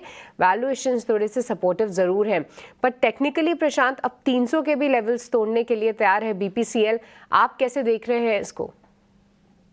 तो यहाँ पे मानसी 300 के लेवल पे 200 दिनों की एवरेज प्लेस्ड है, जो कि एक अहम सपोर्ट होता है इन स्टॉक्स के लिए। मुझे लग रहा है इसके नीचे अगर क्लोज हो, मतलब समझो आप एक आध परसेंट नीचे बिलो 297 अगर स्पॉट क्लोज हो, तो यहाँ बड़ी कमजोरी आ सकती है और एक बेरिश फ्लैग ब्रेकडाउन हो सकता है, जो हमें कम से कम 285 290 के लेवल्स भी दिखा सकता है। तो मुझे लग रहा है कि यहाँ पे थोड़ा कॉशियस रहना होगा। और अगर आपके पास लॉन्ग्स है तो फिलहाल कुछ वक्त के लिए आपका एक strict stop loss 295 295 closing basis होना चाहिए। इसके नीचे क्लोज हो तो एक बार एग्जिट होना बेहतर होगा। 295 यहाँ पर आपका एक स्टॉप लॉस होना चाहिए और एक ये अहम लेवल है, अगर इसके नीचे क्लोज होता है तो और भी चिंताएं गहरा सकती है बीपीसीएल के लिए। पर आज अगर हम देखें तो पूरे एनर्जी बास्केट पे ही प्रेशर है और खास तौर से जो पीएसयू काउंटर्स है वहाँ पर प्रेशर ज़्यादा है। बीपीसीएल की बात करें उसके बारे में हमने चर्चा की। इसके अलावा निफ्टी के और टॉप लूजर्स में सामने आ रहा है कोल इंडिया, ओएनजीसी, साथ ही एनटीपीसी के काउंटर्स भी। प्रशांत, इन सभी में से कोई और वीक कैंडिडेट जहां पर फिलहाल कोई शॉर्ट के व्यूज आ रहे हो, कोल इंडिया या ओएनजीसी खास तौर से, क्योंकि यहाँ पर भी हाल फिलहाल का जो मोमेंटम था वो फिजल आउट हो रहा है और काफी वीकनेस दिख रही है आज। तो यहाँ पे मानसी कोल इंडिया डेफिनेटली वीक लग रहा है और मुझे लग रहा है कि यहाँ पे जो स्विंग लो बना हुआ था करीबन 435, तो ये अगर ब्रेक हो तो आप स्ट्रेट 418 417 के लेवल भी देख सकते हैं। तो यहाँ पे 435 का लेवल अहम होगा, ये ब्रेक होने पे बिकवाली बहुत स्ट्रांग हो सकती है। चलिए, कोल इंडिया पे ये राय इस वक्त मिलती हुई, लेकिन बाजार का मूड माहौल अगर देखें क्लियरली हम यहाँ पर देख रहे हैं कि डोमेस्टिक फैक्टर्स, भले ही हम देख रहे हैं कि यूएस इलेक्शन से ठीक पहले कॉशियस आउटलुक है, लेकिन सबसे बड़ी बात यह है कि बाजार जो है is more about domestic factors than international, क्योंकि फेड हो गया, इंटरेस्ट रेट डिसीजंस हो गए, चाइना स्टिमुलस हो गए। ऑफ कोर्स ये ग्लोबल फ्रंट पर चीज़ें हैं, इवेंट्स हैं, लेकिन इस वक्त बाजार की जो गिरावट है वो भारतीय कारणों की वजह से ही नज़र आ रही है। देखिए, दूसरी तिमाही के रिजल्ट की सीज़न ऑलमोस्ट खत्म हो रही है, मिले जुले सेट ऑफ नंबर्स रहे और पिछले 5 हफ्तों से जो गिरावट है ये एक कॉन्फिडेंस डाउन है और ये लगातार डाउन होता हुआ दिख रहा है। तो कोई बड़ी चीज़ें नहीं हैं, ग्लोबल फ्रंट से ही हमें डेंट या कह सकते हैं कि गिरावट नहीं नज़र आ रही है। भारतीय बाजार की अपनी कमजोरी है जो कि इस वक्त हम देख रहे हैं और झेल रहे हैं। 24,000 के बिल्कुल करीब इस वक्त निफ्टी, करीब 300 अंकों की गिरावट जहां पर दिखाता हुआ। ऑटो बिक्री के नंबर्स जहां पर हम डिस्कस कर रहे थे, बुरे नहीं थे ऑटो सेल्स के आंकड़े। 4% मारुति की सेल्स में बढ़त देखने को मिली, एमएनएम में 20% की तेजी देखने को मिली, better than expectations Tata Motors के भी नतीजे रहे। प्रशांत, हीरो मोटोकॉर्प भी अगर देखें लगातार 3 महीनों से ऑटो बिक्री में बढ़त हीरो मोटोकॉर्प में नजर आ रही है, 18% की मजबूती यहाँ पर। ब्रीफली हमने ऑटो सेल्स पर टच बेस तो किया, लेकिन इन स्टॉक्स पर एक राय ज़रूर बनती है, रिविजिट करना चाहिए ऑटो बिक्री के आंकड़ों के बाद ऑटो नंबर्स पर, इन स्टॉक्स पर कोई राय? तो यहाँ पे मानसी अगर आप हीरो मोटोकॉर्प को देखो तो हमने बहुत स्ट्रांगली विथ वॉल्यूम्स, क्योंकि अभी हार्डली हम 1 घंटा भी नहीं हुआ है और जो वॉल्यूम्स है वो ऑलरेडी जिसे कहते हैं popping out of the charts है और हमने 200 दिनों की average with strong volumes break करी है। तो मुझे लग रहा है कि अभी जो लोज बने हुए हैं करीबन 4,750, ये ब्रेक हो जाए तो आपको और तेज बिकवाली दिखती है, आप 4,650 तक के लेवल भी जा सकते हो। तो मुझे लग रहा है ओवरऑल एंटायर ऑटो सेक्टर, आप अगर मारुति से लेके तो टीवीएस मोटर यानी अक्रॉस 4 व्हीलर्स 2 व्हीलर्स देखो और टायर्स भी देखो इसके साथ क्लब करके, आपको सभी जगह स्ट्रांग बिकवाली दिखेंगी। तो मुझे लग रहा है ओवरऑल सेक्टोरल वीकनेस यहाँ पे नजर आ रही है। टोटल वीकनेस है और इसी वीकनेस के चलते ऑटो एंसिलरी को सिर्फ वॉच लिस्ट में इस वक्त रखा जाए। इस वक्त अगर देखें मार्केट कैप एरोजन करीब 4.5 लाख करोड़ का होता हुआ दिख चुका है। FIS DIS दोनों की तरफ से सेलिंग के आंकड़े देखने को मिले थे, तो वहाँ से भी कोई सपोर्ट नहीं थे और सेंटिमेंट्स जो हैं सिर्फ और सिर्फ लार्जर इंडिसेस ही नहीं, आप देखेंगे तो mid cap, small cap, broader indices में भी बिकवाली जो है वो लगातार हावी होती हुई नज़र आ रही है। इस वक्त ये गिरावट में सपोर्ट अगर कहीं से मिल रहा है, लार्जर प्लेयर्स में अगर आप देखेंगे टेक महिंद्रा, सिप्ला, डिविज लैब, लगातार हम देखते भी हैं कि बाजार में जब कमज़ोरी नज़र आती हैं सो क्लियरली डिफेंसिव्स के तौर पर हेल्थ केयर, डायग्नोस्टिक, फार्मा, ये सारे के सारे स्पेसेस हैं जो कि संभालने का काम करें। बैंक्स, फाइनेंशियल्स आज कोई सपोर्ट दे नहीं रहे हैं और यहाँ से जो है बिकवाली का दबाव जो है वो क्लियरली हावी होता हुआ। लॉन्ग्स बिल्टअप कहाँ पर हो रहे हैं इस वक्त अगर आप देखेंगे, भले ही ऑटो सेल्स के डेटा के बाद जिस तरह होना चाहिए वैसा प्रदर्शन नहीं दिखा, लेकिन लॉन्ग्स बिल्टअप होते हुए M&M में आपको नजर आएंगे, टेक महिंद्रा में आपको नजर आएंगे, फार्मा जिसका हम जिक्र कर भी रहे हैं, यहाँ पर कुछ फार्मा प्लेयर्स भी हैं जहाँ लॉन्ग्स बिल्टअप होते हुए देखने को मिलेंगे। औरोबिंदो फार्मा, जाइडस लाइफ जैसे काउंटर्स, प्रशांत आप देखें, doctor Reddy's laboratories, I think इस पर हमने अभी शायद आप ही की राय थी डॉक्टर रेड्डीज लेबोरेटरीज पर, जाइडस और साथ ही औरोबिंदो लॉन्ग्स बिल्टअप हो रहे हैं। तो यहाँ पे अगर हम देखें मानसी, तो यहाँ पे औरो फार्मा को अगर हम देखें, दोनों ही स्टॉक्स इनफैक्ट अपने 200 दिनों के एवरेज के आसपास आए, बट यहाँ पे स्ट्रक्चर वीक है। और दूसरी बात, जब बाइंग हुई है तब वॉल्यूम कम है और बिकवाली में वॉल्यूम स्ट्रॉन्ग है, इसका मतलब it's in a bear grip. तो मुझे लग रहा है यहाँ लॉन्ग्स अवॉइड करने चाहिए। इनफैक्ट अगर औरो फार्मा आपको 1420 1415 के लेवल के बीच में मिले तो यहाँ पे एक शॉर्ट डिप्लॉय करना चाहिए विद स्टॉप लॉस अराउंड 1432, यानी थोड़ी रैली के बाद, और वहां से आपको शायद 1380 1375 के लेवल्स भी नजर आ सकते हैं। इस वक्त ऑटो इन फार्मा स्पेस पर औरोबिंदो फार्मा 1404, इस बीच एफकॉन्स इंफ्रा NSE पर 426 रुपये प्रति शेयर पर सेटल होता हुआ इस वक्त नज़र आ रहा है और लिस्टिंग कैटेगरी में नई लिस्टिंग इस पर भी फोकस है लगातार और 426 पर शेयर पर ये लिस्ट होता हुआ NSE पर इस वक्त अगर आप देखेंगे एफकॉन्स इंफ्रा और कुछ और स्टॉक्स जहां पर इस वक्त मोमेंटम बिल्टअप होता हुआ दिख रहा है, जहां हम देख रहे हैं फार्मा प्लेज हैं, ऑटोमोबाइल स्पेस है, कुछ चुनिंदा IT कंपनी, IT काउंटर्स भी आपको नज़र आ जाएंगे जहां पर एक्शन बेस्ड कामकाज देखने को मिल रहा है। लेकिन जहां हम लार्जर प्लेयर्स की बात कर रहे हैं, एक बार निफ्टी नेक्स्ट कैटेगरी के स्टॉक्स पर भी नज़र होनी चाहिए, वहाँ किस तरह का माहौल बनता हुआ दिख रहा है और इस कैटेगरी में कई सारे एंसिलरी प्लेयर्स भी नज़र आते हैं। यहाँ अगर आप देखेंगे निफ्टी नेक्स्ट 50 में हम देख रहे हैं बजाज होल्डिंग्स हैं, नौकरी है, PNB है, वरुण बेवरेजेस है। प्रशांत, वरुण बेवरेजेस मजबूती के साथ करीब आधे से 1% की तेजी यहाँ पर दिखाते हुए, कोई राय?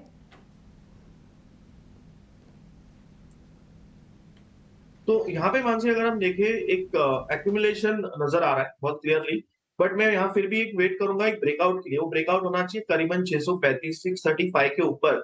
अभी ये बिल्कुल मिडवे कंसोलिडेशन के बीच, तो आप डिसीजन ले नहीं सकते हो, या तो कंसोलिडेशन के निचले लेवल पे आए या 630 के ऊपर क्लोज करे, तब आप एक मोमेंटम बाय कर सकते हो। फिलहाल मुझे लग रहा है सिर्फ एक अप्रोच रखना होगा, जिनके पास लॉन्ग्स है वो 600 के नीचे यानी 595 598 ये स्टॉप लॉस लगा के अपनी पोजीशन बरकरार रख सकते।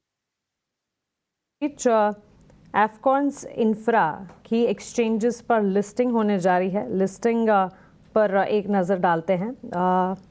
एफकॉन्स इंफ्रा 426 रुपये प्रति शेयर NSE पर ये लिस्ट होने जा रहा है और आपकी स्क्रीन पर अभी थोड़ी देर में आप लिस्टिंग के विजुअल्स भी देख पाएंगे। 5430 करोड़ का बुक बिल्ट इशू था ये और फ्रेश इशू और साथ ही ऑफर फॉर सेल का कॉम्बिनेशन था। एक्सचेंज पर लिस्ट होता हुआ एफकॉन्स इंफ्रा कमज़ोर लिस्टिंग, बाजार की कमज़ोरी के साथ साथ इस वक्त ये स्टॉक जो है जूझता हुआ करीब 7% की गिरावट, 433 के लेवल्स पर लिस्टिंग बस होने की तैयारी। NSE पर 426 प्रति शेयर के लेवल्स पर ये लिस्ट होता हुआ।